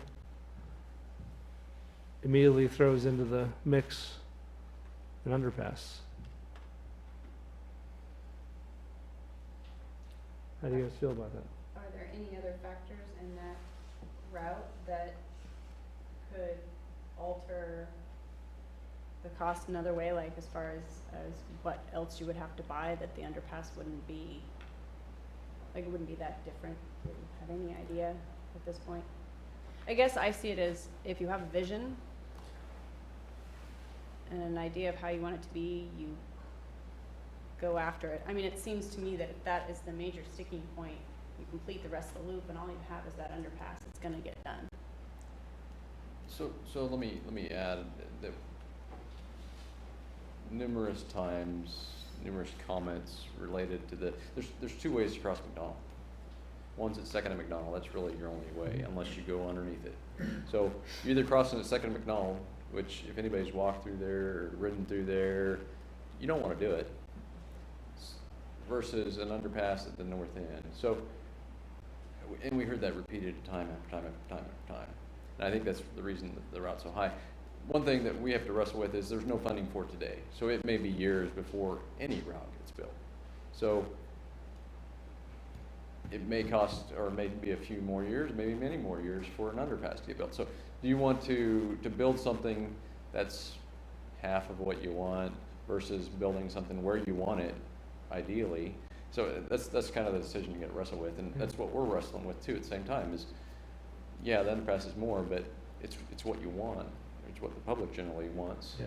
Well, that's what I'm kind of trying to get a sense of is, you know, are you guys comfortable with saying, I think Aaron's, you know, I'll tell me if I got this wrong, but you would rather go for something that's really going to present a compelling vision for the future. If it costs more, it takes longer, that still serves that purpose of having a vision that really compels people. Is that Yeah. accurate? I do kind of have another question. I mean, I think that alignment is nice, and I know that a lot of people, their comments were that it's a natural area. But after looking more, I mean, and this is still an underpass, but I don't know if there's an area that may be easier to put one through or something. So on McDonald Drive, say adjacent to A2, is that area where the creek bed is, it almost looks like there's already a drainage culvert. Is there some place that with one of those other alignments, you might have an underpass still, but it would be at least seem less daunting engineering wise? Right. So the reason that I selected the route as far north as it was is because you typically need about 8 feet of clearance inside of a underpass, and then you've got probably another 2 or 3 feet above that. So you're talking 11, 12 feet, if not more, to get underneath that. And that's really when the roadway comes up where it's located. There's actually a drainage culvert there. You can see it on the aerial as well. That it's set down there pretty far. That's about a 4 foot high, I think, drainage culvert in there right now. So either replacing that with another culvert or adding one beside it is really the only place that I saw on there where you have the kind of clearance you need to get there. We had comments of use second and McDonald, but put an underpass there. And then you're talking about pumping issues, and I mean, you got to take the storm water that gets down there somewhere and get it out, and you're looking at either the Pinckney School underneath 6th Street or Broken Arrow School, same type of crossing, but much bigger at that point as well. So to answer your question, that's the only place I saw that was really feasible to drop one in that where the grades work that would minimize the cost. It's still an underpass, but it minimizes the cost associated with that as well. That crossing point there at A2 is kind of a low point that drains the drainage basin for that. Like I worked on that pond there in front of Hallmark. That drainage basin goes way up there. There's a lot of water coming right across there. Let me add one other thing that Dave mentioned, but A1, where the A1 label is, that area is actually all owned by the city of Lawrence down there to the east. The route would probably be actually, after walking through there, probably be outside of the trees there. So you're not going through the trees, you're going right next to the trees. So that would minimize the amount of clearing needed. But the city of Lawrence owns quite a bit of that property along there. So. All right. I'll make a comment too, David. I think not every biker thinks that you gotta have a straight line between 2 points. I certainly don't, and biked in a lot of places. And I think if A1 is truly the vision that people are looking for here, you could still do A1 and A2B and wait until you got the underpass done. You're still spending less time, less money, I think, in terms of lineal feet, if you compare either A3 or A2 that you would be trading temporarily for A2B. You get across Second and McDonald and you go back up and you continue to do everything you can to get this underpass, but you've got this ideal vision out here that goes through nature. Right. That would be, I think, a lot of people would probably buy that pretty quickly. Yes. Just to be explicit, I guess, what are we being asked to do here tonight? To just give some sense of the direction we'd like to see. Want me to say, yes, And I think what I'm hearing is there's generally support for what the vote indicated. We wouldn't want to rule out the possibility of an underpass. In fact, that's perhaps compelling. I'm also hearing maybe a practical consideration for considering this A2B as another option if we're trying to weigh two ideas. I'm not hearing anyone talk about A3 and A2, so I'd say that that might be the feedback you're looking for. Like, we're not saying it's ruled out, but we're certainly, no one here seems to be advocating for either of those two options. So the way that the report will probably finalize is that our study team would kind of select a primary route. And then with understanding if this route is for some reason unavailable, there'd be a secondary route or secondary routes that could be used. But it, based on what I'm hearing today, A1, B1 are probably, again, based on what our study team decides, are probably the most feasible straight routes. I mean, you talked about A2, some A2B could be done. If difficulty is sometimes you add extra miles, people just bypass out that extra loop because they can go straight in between, which just basically takes that use of that trail out. So that's something we got to be careful of, is how much extra you build around when there's a straight shot between. Some people will use it, but some people won't. So trying to keep that in mind when we do this as well. Mm-hmm. Sure. Well, I think primary route being A1, B1, is that, everybody, any other feedback? What'd you say, A1 and D? The A1, B1 seems to be, I feel like no one's really argued against the vote that you had. Oh, B1 up there, yeah. Mm-hmm. Okay, so just to move us along then, if we can jump over to the East Lawrence section in downtown. Who wants to start this?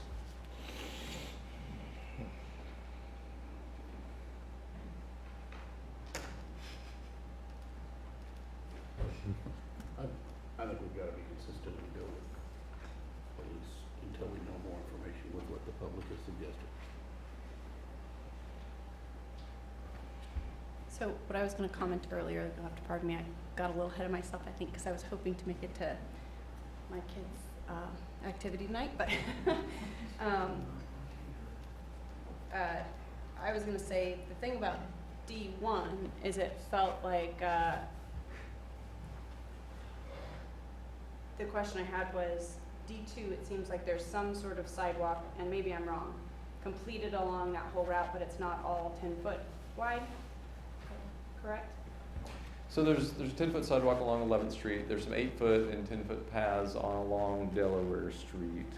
Sorry, wait, you said 10 foot along 11th? So I believe it's 10 foot along 11th Street up to the Delaware Street. So that's from the end of Burroughs Creek Trail. So right now there's a connection already to Hobbs Park. Right. Okay. And there's a sidewalk that goes behind the baseball diamond, yes? Yes, it's about a 4-foot wide sidewalk, Right. I believe. And that loops back around. It doesn't connect in the same manner we have ours connected. One of the reasons we chose that route is because the house up on Delaware Street sits right up on the right-of-way. There's really not room for sidewalk without just having it right next to the house as you go through. So there's very limited amount of right-of-way through there, and that's why we kind of snaked back the way we did for that particular route. So I guess I almost see it as if you go with D1, you have two options. You have two ways that people will bike through there, even though it's only a 4-foot sidewalk. So I saw it as you almost get two for. One of the reasons that D1 we heard a lot about is if you look right now as you go up, it's up a hill to Hobbs Park. We heard a lot about, hills are difficult for easy beginner bicyclists, walkers, and so forth. So this route would actually eliminate that, or a large portion of that, and go around the hill so that you're not climbing a hill and then going down either way, climbing a hill.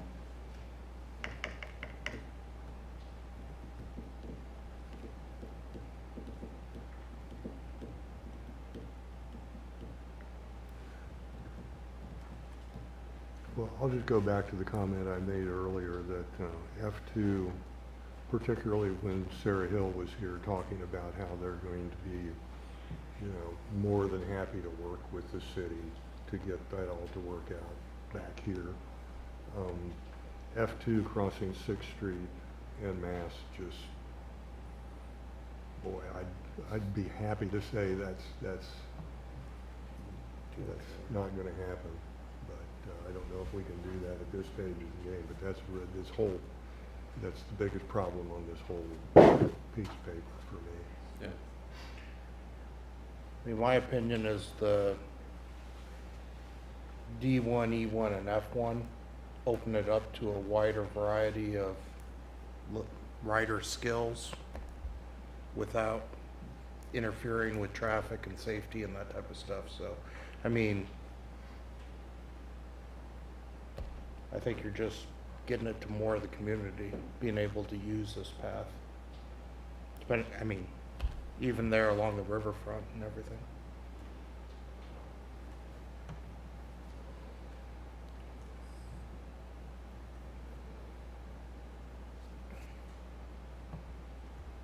Catherine, you're being quiet tonight. You got anything to say? Well, I was thinking mostly of the E1 versus the others and the F1 versus the others in terms of what Michael was saying about, connecting the neighborhood and making this something that works for the neighborhood. But someone was saying we're talking about two different things. We have the loop and then we have that concept. And I think I always want to do both when there's something.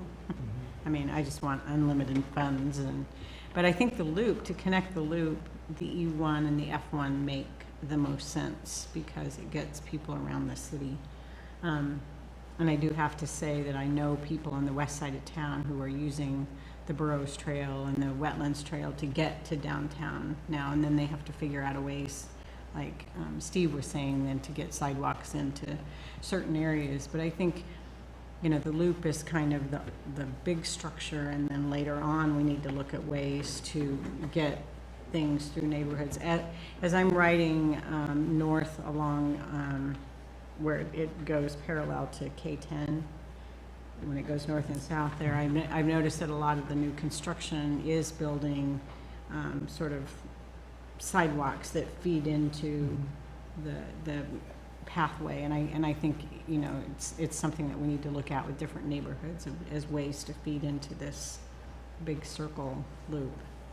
So I guess I'm being more for finishing the loop first and then figuring out ways to add these other things in later.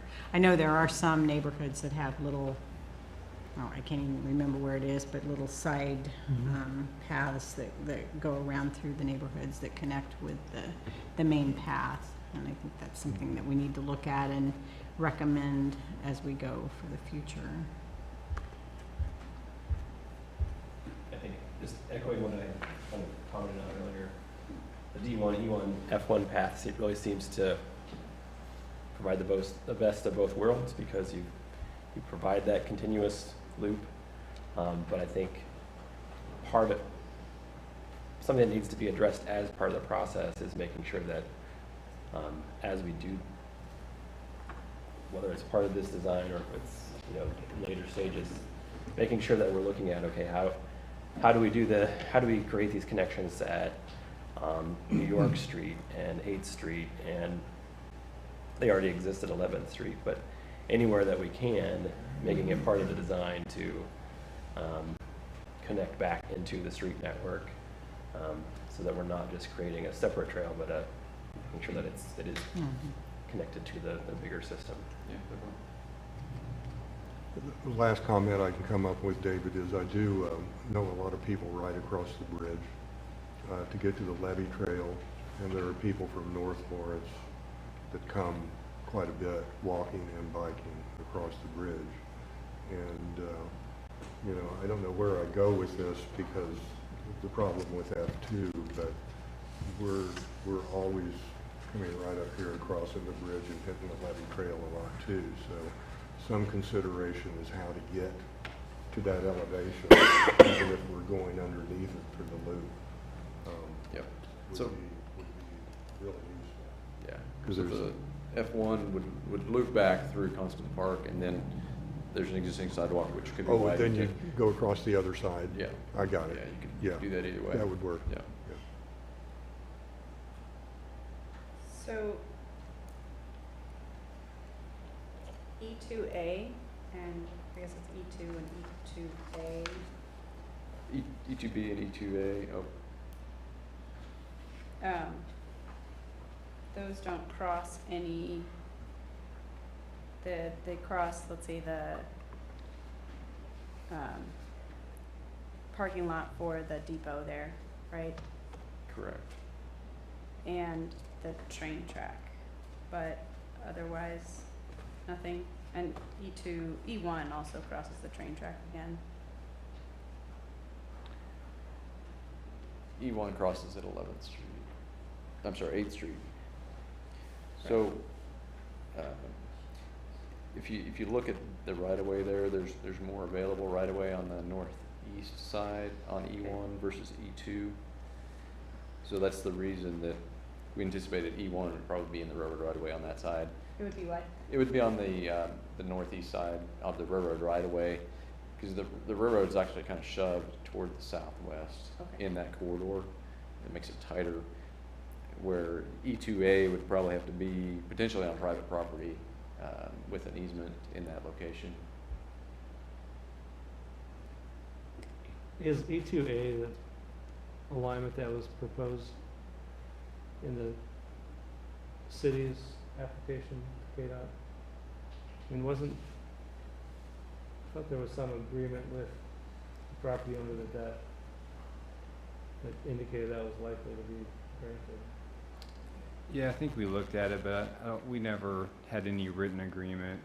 Even with that application that we gave to KDOT, we said, well, this would be the preferred route, but if we can't work something out, we could do the other route, which would be E2B. So that's, when we when we submitted that application to KDOT, it kind of looked like this. Well, we can go this way or this way or this way once we get here to here to here, and that's what hurt our application. So it's possible, yeah. We would need right of way for E2A and E1. We didn't work with the railroad, so if we can't get those to work out, then we have another route. But And both of those crossings are protected with crossing arms that come down. Right. I mean, I kind of feel like if you're trying to narrow down what we're studying, that path on the south side of the rail line, ought to kind of be moved forward, because if you were to continue along the south and not go north at, 11th Street? Or 8th Street? You can also then potentially use New York Street. And I'd be curious I think what's compelling for me is the train depot as a place that kind of seems fitting with a multimodal kind of transportation system, to say, yeah, you can take the train, you can jump on the loop right out front. Whereas E1, you're kind of in a nice wooded area, which might be a nice spur, not necessarily the main spine of the loop. And I would think that there's zero conflicts going across there. I mean, the E1 and E2A and E2 look the same in terms of conflicts, in terms of driveways. I guess the parking lot would be a conflict. But that one intrigues me. I guess my only problem with E1, F1, E2, all that stuff in there is what the railroad's gonna say. Because like you were saying, if F1 flips over to the other side of Riverfront Wall, then E1 makes more sense to me. If it is a crossing and it's on the, I could see where E2 or E2A or E2B makes sense. So a lot of this kind of hinges on what the railroad says, in my opinion. Yeah, so we're planning on, at least right now, having a meeting with the railroad. Just, at least my thought is, if you're going to talk to them about D1, you're going to be in there right away. So talk to them about D1, E1, F1, the reroute. So there's some shared advantages. I didn't go into a whole lot of them here, but Sarah mentioned a few of them. So that would be a secondary access for emergency vehicles through there for both Bowersock power plant in there, because they only have one access. It gets blocked by trains. So you know, there's other things in there that are beneficial to what we believe to the railroad. So it's just a matter of conversation. And you know, I don't know that we need direction on a specific route tonight, at least from my perspective. But when we come back with some recommendations, we'll have our justification for doing that. But if there's anything here that, you know, is more difficult to support, I think it's probably the same ones the public haven't supported it as well. So.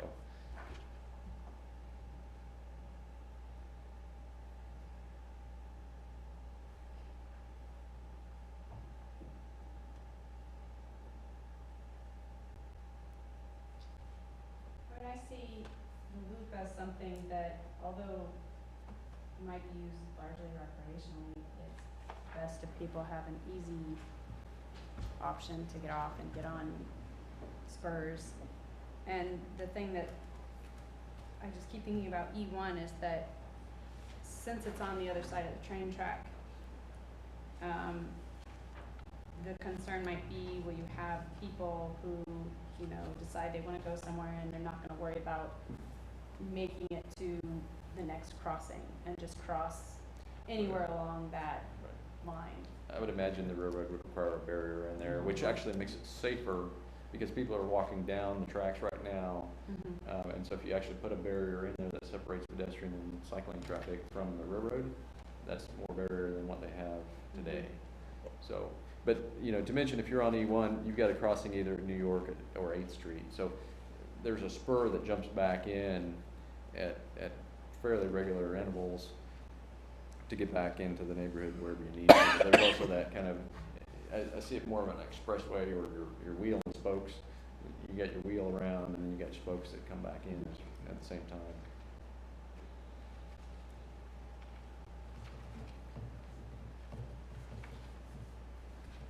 Are we giving you what you need? I think so. Yes? Yeah. So will the railroad require that on the south side, a barrier?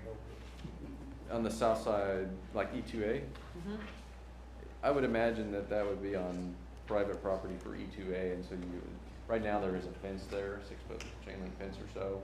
So I would imagine something like that would be in place. Depending on when you get up on the depot property and you get away from the railroad far enough, that would probably go away because you got the train platform there as well. So.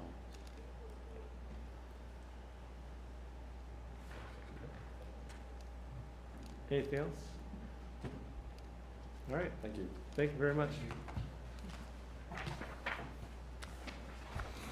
That brings us to item number 6 on the agenda, staff items. Oh, I'm sorry, am I on the wrong one?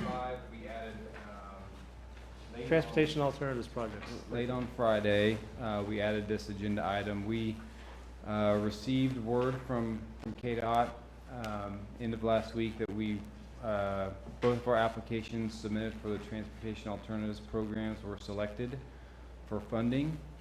Back in July, we submitted an application for a underpass at 19th and Iowa. That application was $2 million project. The program's 80-20, so the TA funds would be 1.6 million, and the local match would be 400,000. The second application was for the Safe Routes to School program, and that is a $500,000 project with $400,000 being federal funds and $100,000 being local. So adding those up, it's $2 million of TA funds with $500,000 local match. I would say that, you know, we have heard comments regarding the 19th and Iowa project and the proximity to KU and the Central District work going on there. So we will have discussions with them to cost share and some of the local match for that tunnel project. So we still need to discuss that with KU and see if there's some opportunities there to help offset our cost share for that project. I think that's mutually beneficial to the university as it is to the city and the citizens of Lawrence. It's right in the middle of Lawrence and creates a great separated crossing underneath the most heavily traveled road in the community. So I think this is good news. We would like to get a recommendation from this body to forward on to the city commission to accept the funding so that we can start really getting going on discussing with KDOT the approach to these projects, particularly the 19th and Iowa project. We're already well into final design plans to complete 19th Street between Naismith and Iowa. And we'd like to be able to get going as soon as possible to incorporate this project into that project at least, to see what opportunities we have to phase that in.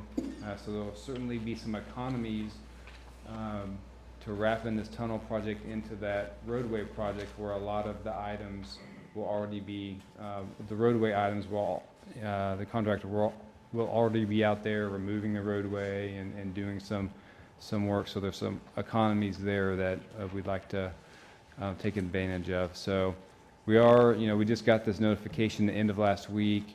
We're still working on the priority scoring with the bike ped projects. We had the study session last month. We're going to follow up with you again based off of your comments to keep working on that. So we do understand that that's ongoing, but we would like to move forward with accepting these funds. And when we submitted the application back in July, we anticipated that we would cost share our local match with the 2017 bike ped funding. Again, the city commission will make the final decision, and we need to also work with KU to see if there's a local cost share that they could participate in. But I think that's kind of where we're at now, and be happy to answer any questions. I think this would be great projects for the community, and I think we're kind of lucky that they had $18 million in the whole program for the state of Kansas, and for us to get $2 million, I think is good news. So with that, the action item is just to provide a recommendation to accept the transportation alternative funds and proceed with design. Thanks. Any questions about the? I have a question. So on the reconstruction of 19th Street from Naismith to Iowa, will there be a shared use path as part of that, or bike lanes, or what is that going to look like?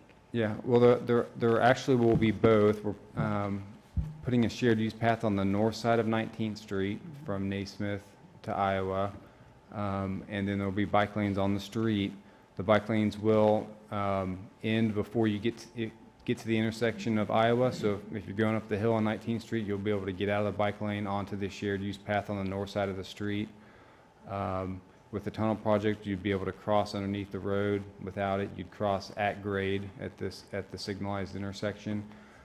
So that design isn't changing on 19th Street. It will have the shared use path on the north side and bike lanes. We did, even going through putting the application together, looked at different alternatives for this tunnel to go underneath the intersection, one tunnel underneath or two tunnels, and I think we kind of landed on crossing 19th Street on the east side of the intersection with one tunnel. You would daylight by Fire Station 5 and then cross the south leg of 19th and Iowa across Iowa to the existing shared use path that's on the southwest corner that goes down to Clinton Parkway. Fairly confident that we would do two separate tunnels.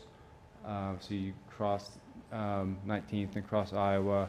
Again, we would need to get into a lot more detail with design and construction methods to see what the most cost-efficient way is. But if there's any other questions, hopefully I answered yours. And again, it's a lot of the details we still need to work out. Any other questions? Is there any comment from the public on this item? Gary Weber, 907 Milford. Congratulations on these two grant applications. This is good news for the city, but I see some problems with the 19th Street. I really have no problem with SRTS. It's very obvious that safe routes to school and infill to benefit the schools that have inadequate sidewalks leading to the schools has been a priority in Lawrence for years. And especially since the pedestrian bicycle task force, that was one of their major priorities. They said, if you're going to spend your money, start there on sidewalk infill. Okay, this makes total sense that this grant would help SRTS, and we support it. Even though $100,000 goes out of bike fed funds, that, you know, we've all agreed pretty much as a community that Safe Routes to School is a valuable program, and that's a good place to put our money to start with if we're going to infill sidewalks. But I'm having real trouble with the 19th Street underpass. It kind of came out of the blue. None of us that I know of in the pedestrian community knew about this underpass or asked for it or knew it was being considered.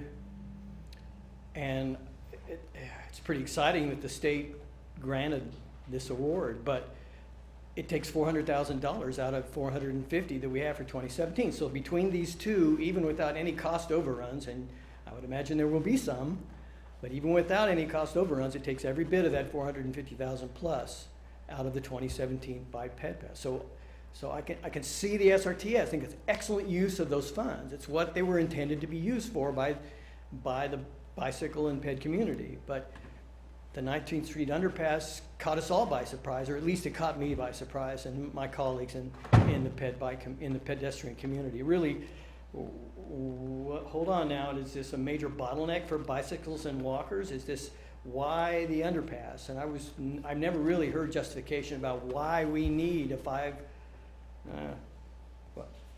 $2 million underpass? Yes, a $2 million underpass under Iowa Street. I mean, there's an overpass just a quarter or a half a mile down.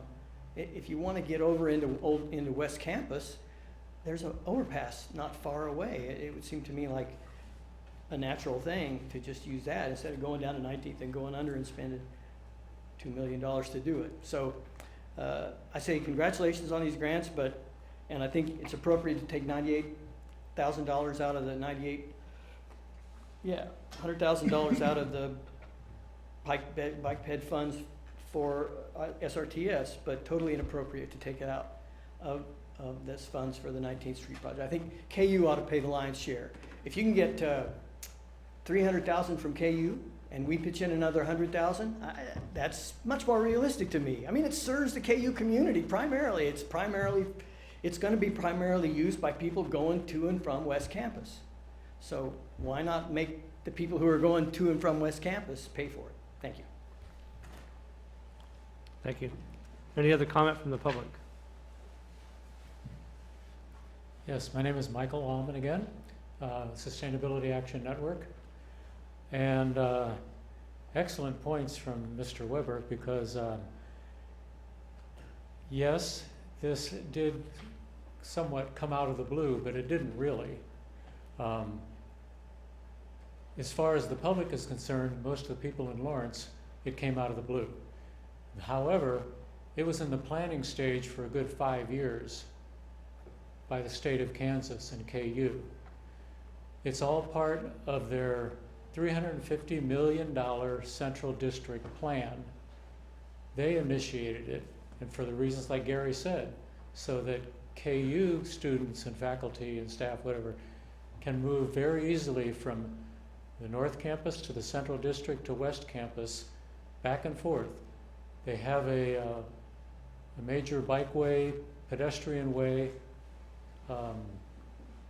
spine planned all the way through, connecting those three sub-campuses all together.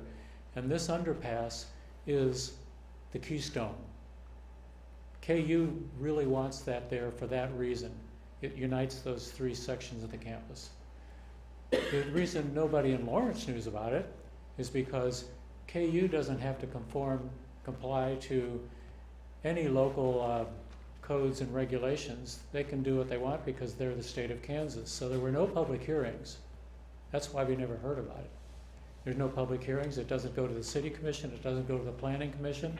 It didn't go to, well, you didn't exist then. But so, given that, and given what the point that Gary made, that the $450,000 bicycle pedestrian funds in the city budget, that's a figure that all the pedestrian and bicycle advocacy groups have been fighting for tooth and nail for 4+ years to get that money. And it's supposed to be, and it was, the wording was allocated primarily for the infill existing east side underserved neighborhoods, that it's a costly and difficult process to put bicycle and pedestrian facilities in the existing neighborhoods. It was for standalone bicycle pedestrian projects in the existing neighborhoods, not for big high dollar major street reconstruction and construction projects on the southwest and the west side of town. Public Works has been trying to grab hold of that money and put it into these major projects every chance they get. And every time it comes up, the bicycle pedestrian groups say, excuse me, that money was supposed to be going to the reconstruction of these facilities in the older neighborhoods. So taking it, 450,000, probably, the full amount by the time cost overruns, then there's no money to build those standalone facilities in the neighborhoods. When this grant proposal was being proposed, Sustainability Action wrote a letter of support, and we're great that KDOT has granted us this grant. But in our letter of support, we said that we support it only if KU pays for the entire local match. It's KU's project. It's serving KU. There's no particular need that it serves Lawrence. It'd be peripheral. It'll be useful, but nobody in the bicycle pedestrian, or for that matter, the city, has identified this project as essential for bicycle pedestrian needs. KU does. They want it. They proposed it. They should pay the local match. Otherwise, I think it's a bad deal. It's taking money away from the projects that really would serve the bicycle pedestrian community. So I would say, if you want to recommend it, only on that condition, if you would, please. Thank you. Thank you, Michael. Any other public comment? Carol?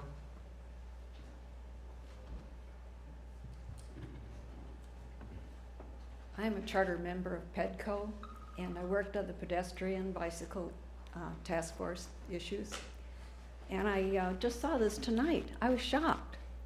How many times have we brought before this body and other bodies that we intended that money to be used for things like, did you ever notice that a sidewalk is not continuous on Mass Street? How would you like to walk 2 blocks of Mass Street, have to cross the street to pick it up, and then cross the street again to pick it up again?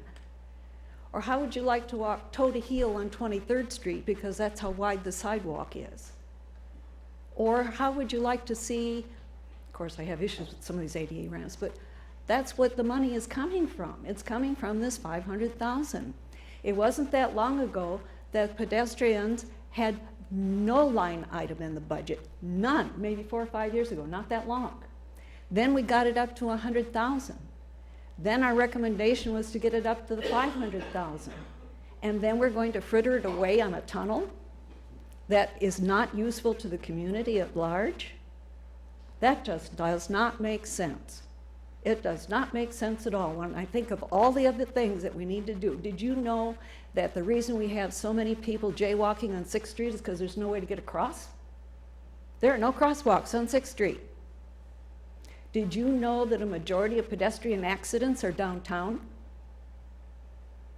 And among pedestrians, we know that those are around the courthouse. And we're going to spend $500,000 for what? I'm sorry, I'm all for this grant. I think it's great. But I think it's a misuse of funds that we've fought hard and long for. Thank you. Thank you. All right, I think it's our turn.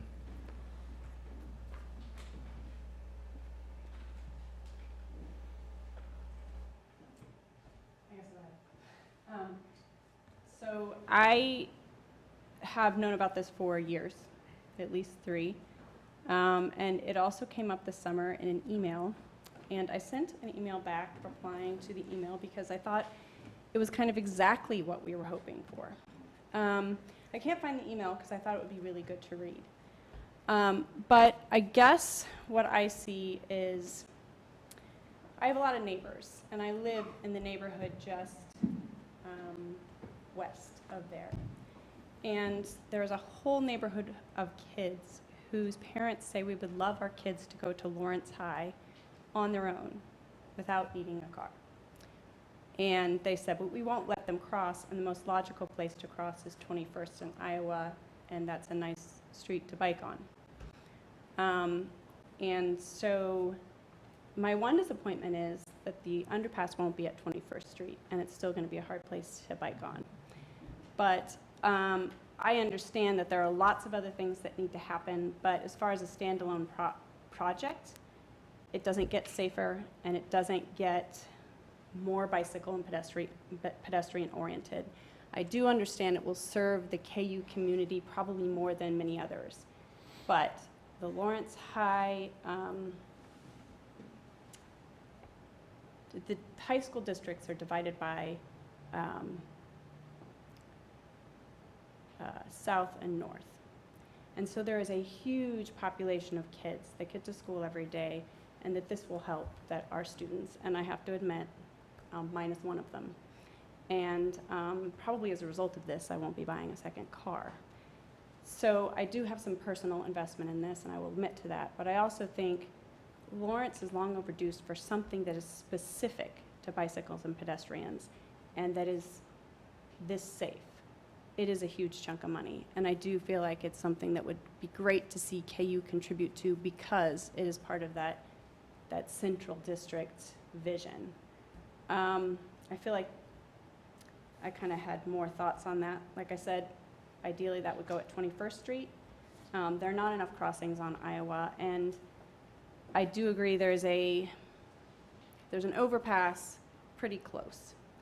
But if you look at the kids, any of the high school or college kids that are headed up there, they won't go up that hill to the overpass and then over and back down. They'll cross at 21st or they'll cross at 19th. And that's what they do now. I mean, if you look at the kids that are crossing at 21st Street and dodging cars, it's pretty scary to watch. So it's a lot of money. Jeff, since you're the KU representative on this commission, is there anything you can share about how this fits into the KU master plan? And Sure. I haven't had time to talk with facilities planning and development since this came out, which that conversation will happen this week to kind of discuss this a little bit in more detail. To Michael's comment about not being an opportunity for public input on this, yeah, this is actually in the KU master plan to have some sort of crossing at 19th in Iowa, whether that was an overpass or underpass. And there were opportunities for the public. There were several open house events, including, I know I attended one at Schwegler Elementary School, and some other opportunities for the public to participate and provide feedback in that process. Yes, it's outside of the city process for public input, but those opportunities were provided at that time. And I certainly agreed that that there is great benefit here. being able to connect the West District of campus with the North and Central districts. But I would also echo kind of Aaron's comments on the fact that this provides a safe crossing for Iowa that doesn't currently exist. I would say that about the crossing for the loop, for example, is not a safe crossing. I've almost been hit several times crossing the loop at Iowa, and I know of several people who have either been hit or been close to being hit at 19th and Iowa walking as pedestrians. And so it does provide an important connection across Iowa for more than just the campus, but for people who are trying to travel from the south and west side of town over to campus and beyond into downtown. I don't know if I answered your, if I addressed what you want here, but. I don't know if staff can pull up the K master plan, the campus master plan. It shows the map of the, I mean, I'm looking at it now on my computer. I think the other map that might be interesting is in the Ped Bike Issues Task Force report. There are two vision maps, essentially kind of showing what the vision of the task force was. One of them is the bikeway vision map, and this trail is on that bikeway vision map. What's that? Is it the bikeway map in the KU master plan? If you do, it's the preferred concept, chapter 3 of the KU campus plan. That one. This one or no? Yeah, that's it. This is just. Is that chapter 3? No, this is just the executive summary. Give me a second. Jeff should be driving up here. I think that page you were just on? Yeah. Yeah, the first link right there, 24. Yeah, that link right there. Okay. Then go to chapter 3, preferred concept. And you can scroll down, page 25. There's several illustrations of the map. I don't know if you can blow that up. But it goes, I mean, it really is in their plan The to actually. find some path across Iowa. I don't know the details of, you mentioned over, under. But I wanted to point out in the Ped Bike Issues Task Force, which you just pulled up, that gray line that goes diagonally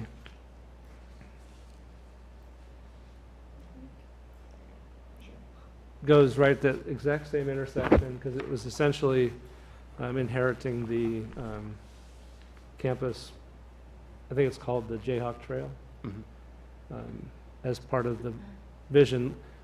And you can notice the heat, that's a bike demand map indicating the level of potential demand for cycling activity. So this fit right down the spine of that kind of heat map. Which I think is why we. Yeah, and I think that does a great job of showing that need for that diagonal path from 23rd Street, basically into downtown. Charlie, may I point out also on this map is the approved countywide bikeway plan, which also has the Jayhawk Trail, not called the Jayhawk Trail, but incorporated as part of that network. That's Okay. in our improved regional plan. So yeah, you can pull that map up too. So I think. Well, it's underneath here. That's the colored lines. Okay. My point is, I think while it might have come as a surprise to a lot of us, we in fact have had several kind of opportunities to recognize this as part of a bike network, and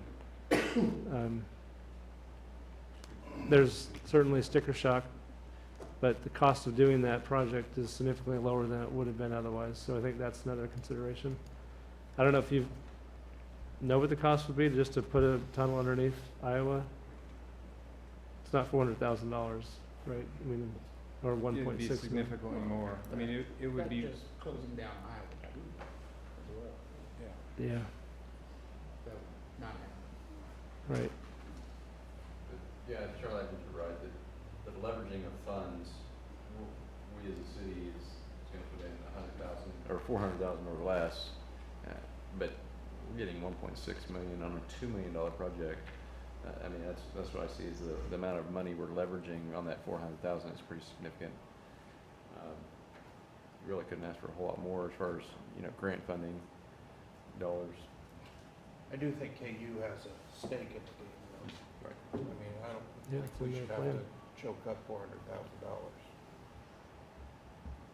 This is a big deal, and they have skin in the game on that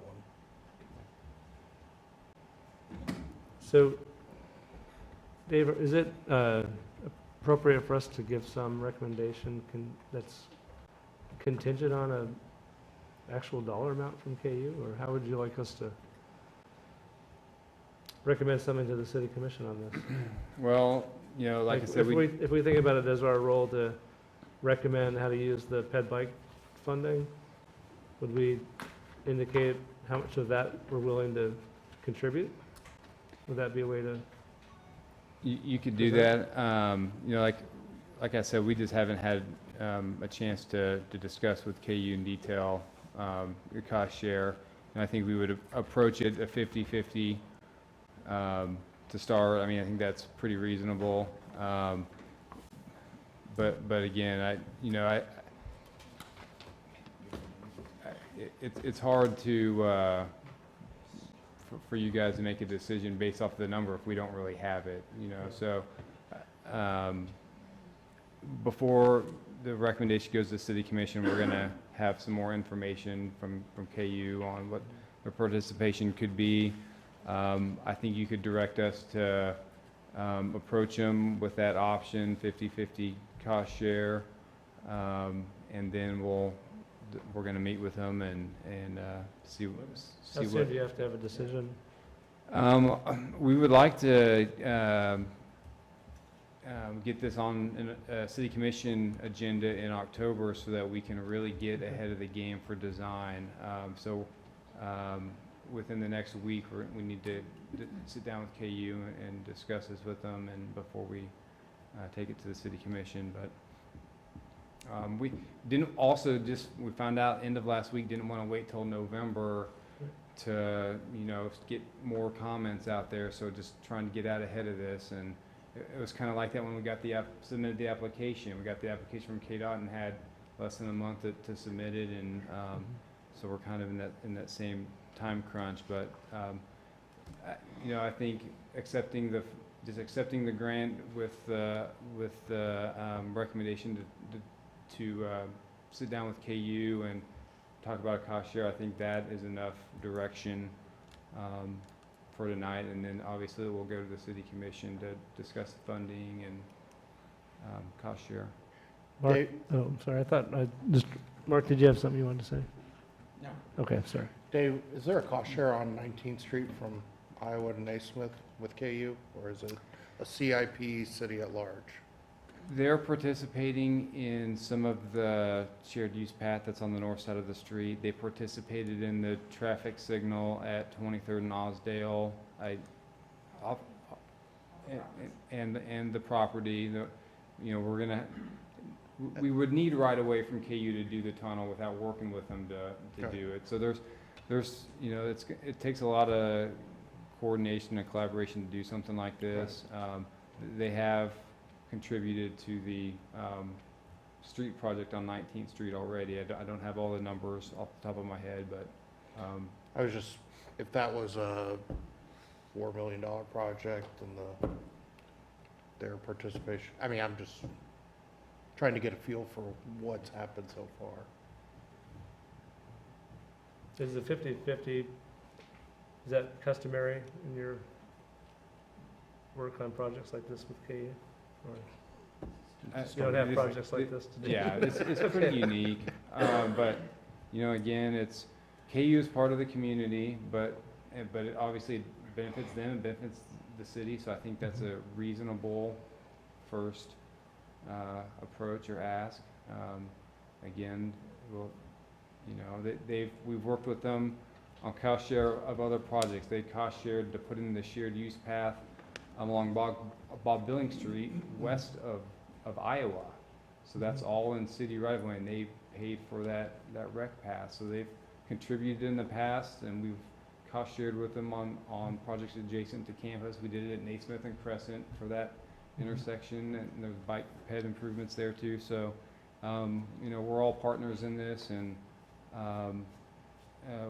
again, we'll meet with them and see if we can come up with something that's fair to all parties. Dave, I would add, I perfectly trust you guys in terms of negotiating this, but I think it would be important for KU to understand where this money is coming from and what, you know, what aspect of that ped bike budget is coming out of 2017 to cover this.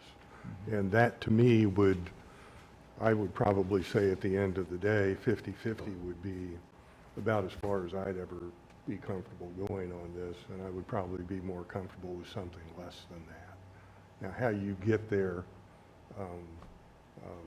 you know, is up to you guys that deal with this stuff, but I think the city is certainly sacrificing things that benefit KU students also, you know, and that's a pretty important point, that it's not just city folks that are getting the budget, but it's also KU people that use these, you know, infrastructure improvements all over town, that live everywhere.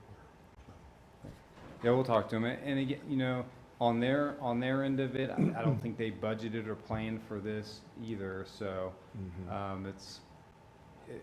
it's been in the master plan, but it's nothing that they planned, that we've had this plan going on for years that we're going to put in a tunnel. I think they had some drawings where they had kind of a bridge connecting two buildings over Iowa, but never anything in detail. So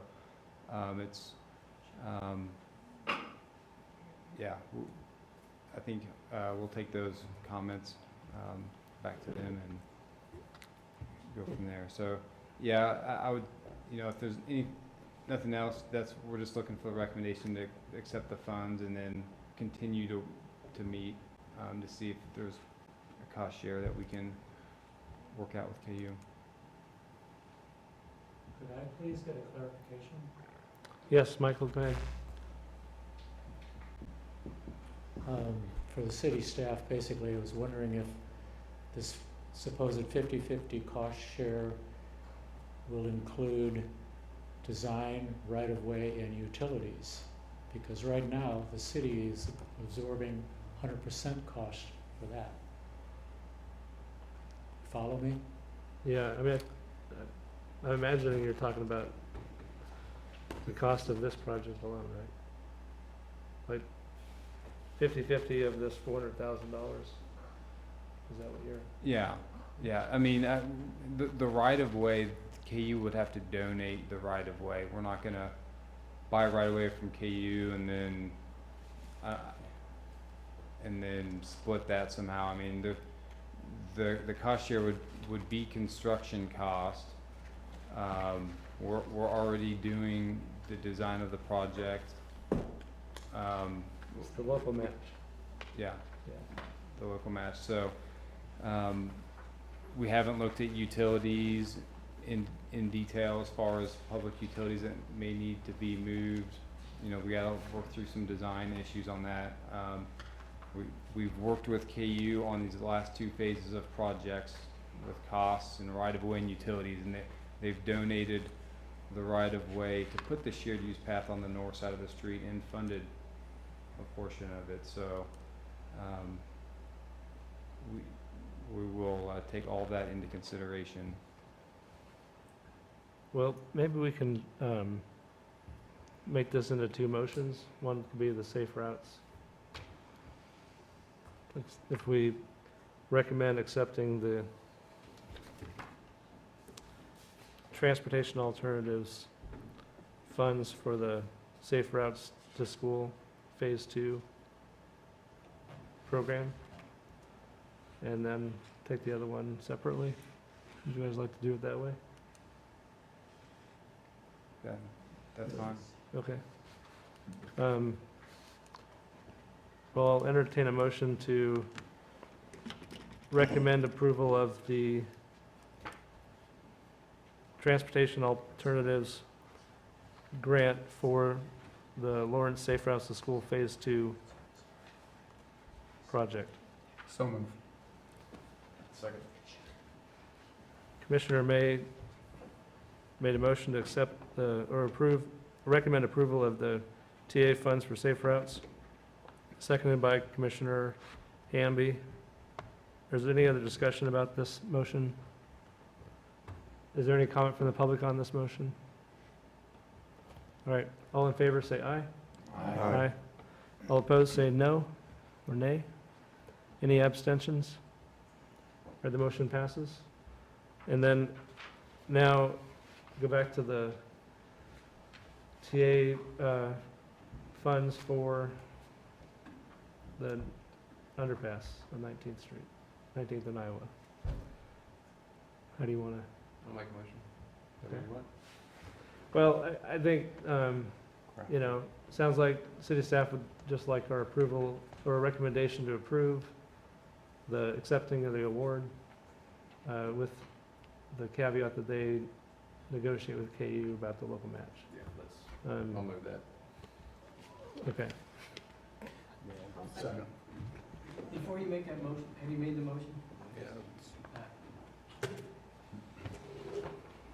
Is there a comment from the public? I sure would like to see you guys include their match in design, right-of-way, and utility costs.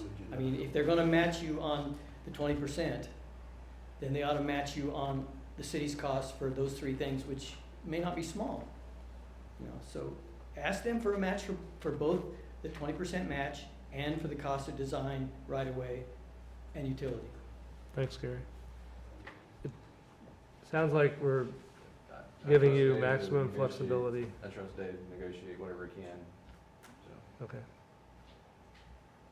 So the motion, is there any other discussion of the motion? Motion on the table is to recommend acceptance of the Transportation Alternatives Award for the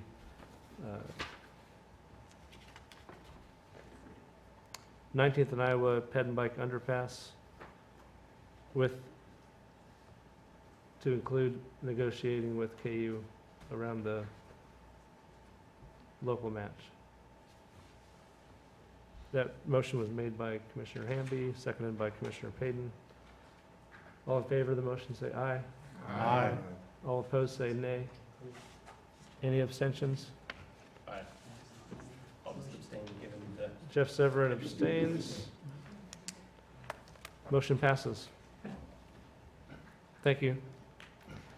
All right, and now the next item is staff items. I did have one announcement I did want to make. We selected a transportation engineer, Amanda Saheen. She comes to us from Chandler, Arizona. She worked for the city there where she was the capital improvements project engineer there, and she's familiar with Kansas. She lived and worked in Lawrence before and went to K-State and Fort Riley. So she has some knowledge of the community, and she's starting next Monday, October the 9th. So be looking forward to introducing her to you at next month's meeting, if not before. So just wanted to let you know that. That's great news. I appreciate that her title is transportation engineer instead of traffic engineer. I don't know if others caught that. It's transportation/traffic, but it's, yeah, transportation Well, is included. I think it's an important distinction. I So- agree. Any other staff items? Nope. Okay. Commission items. I have two, so I'll make it quick. I'd like to recognize three of our fellow commissioners for their participation in the National Bike Challenge. As you know, Lawrence is a bike-friendly community. That's recognition we received from the League of American Bicyclists. And part of the recognition involves encouraging people to ride their bikes, education, other things like engineering, enforcement, and I'm missing the other E, Jessica. Encouragement, education, enforcement, engineering. Evaluation.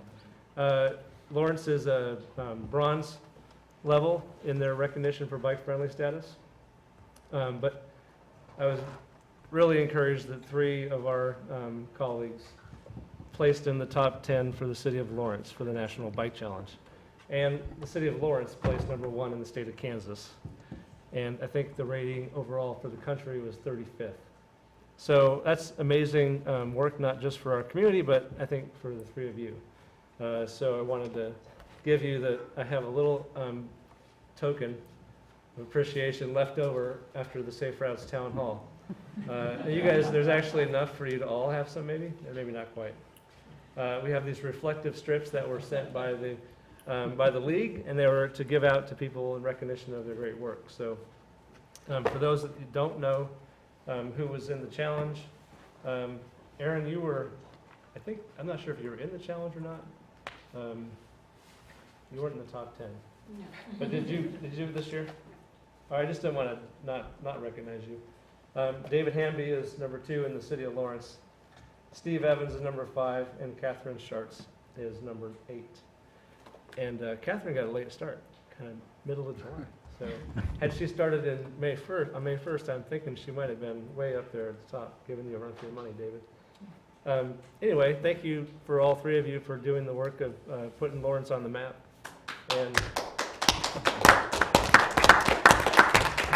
And this is only the 2nd year that Lawrence has participated in this challenge, so I think going to first place in Kansas is definitely a reward or encouraging to continue doing this challenge. The second thing I wanted to do is just share a memo that I've received from the Public Health Law Center, and you can just take a copy, pass it down. This is in response to a request I sent to them a few months ago, asking for some additional analysis of some options for sidewalk repair funding. And they specifically looked at, gave a closer look to the example from Englewood, Colorado, where they have a concrete utility fund that's paid for by people that have concrete that needs to be maintained. So it's not paid for by the whole city, it's paid for by only those property owners that are looking for a way to finance the cost of sidewalk repairs that they're responsible for. So that example kind of maintains the notion that property owners are responsible for sidewalks, but it provides a financing mechanism for those property owners to cover that cost if it happens to them. Essentially, the shorthand way of explaining it is it's like an insurance policy. And so those people that participate, they get the benefit of having that insurance policy. And then the other example was actually pointed out to me by Representative Boog Heiberger, who asked why the stormwater utility fee that the city of Lawrence uses couldn't be, the legal basis for that couldn't be also the legal basis for a different utility for sidewalks. And the Public Health Law Center found a case in Minnesota that seemed very similar to that. And their analysis indicated that it might be legal to do such a utility in Kansas. So these are 2 options that haven't been given much public attention, so I've shared it also with city staff and kind of waiting to see how they want to react to it. But I think that, you know, as the task force finished its work and left undone this question about what to do about sidewalk repair, the end of the year is getting closer, and the task force basically asked for the city to develop a proposal by the end of this year to address this. I'm feeling like at some point, you know, we have to get down to deal with this issue. So probably not anytime by the end of the year, unfortunately, but this gives us a couple options to further pursue. So I just wanted to share that out with you, and I'm hoping that we can have a study session or something after the city attorney has time to really figure out if this is legit. You know, the Public Health Law Center, they don't actually practice law in Kansas, so they provide free legal assistance to communities across the country, but it, you know, has that caveat that you still have to have a local kind of attorney reflect on it and understand whether it really makes sense. So that's all I have. Thank you. Is there anything else? Any other commission items? Okay. Then I think we are, the calendar. We have our next study session. the 18th? 12, yeah, next, yep. 12th of October? Do we have our topics for that? Maybe? What's that? Do we know what our topic is? Yeah, let me pull it up here. Traffic calming policy, budget and CIP process, Correct. strategic goals and priorities from the city commission. Dave's just getting back from vacation, so. Yeah, I need to touch base and see if we'll have everything ready for that day, but that's still the intention. Okay. All right. With nothing else to discuss, I'll entertain a motion to adjourn. So moved. Who's the second over there? Hamby? All right, motion made by Commissioner Storm, seconded by Commissioner Hamby to adjourn the meeting. All in favor, say aye. Aye. All opposed, say nay. Any abstentions? Motion passes. We're adjourned.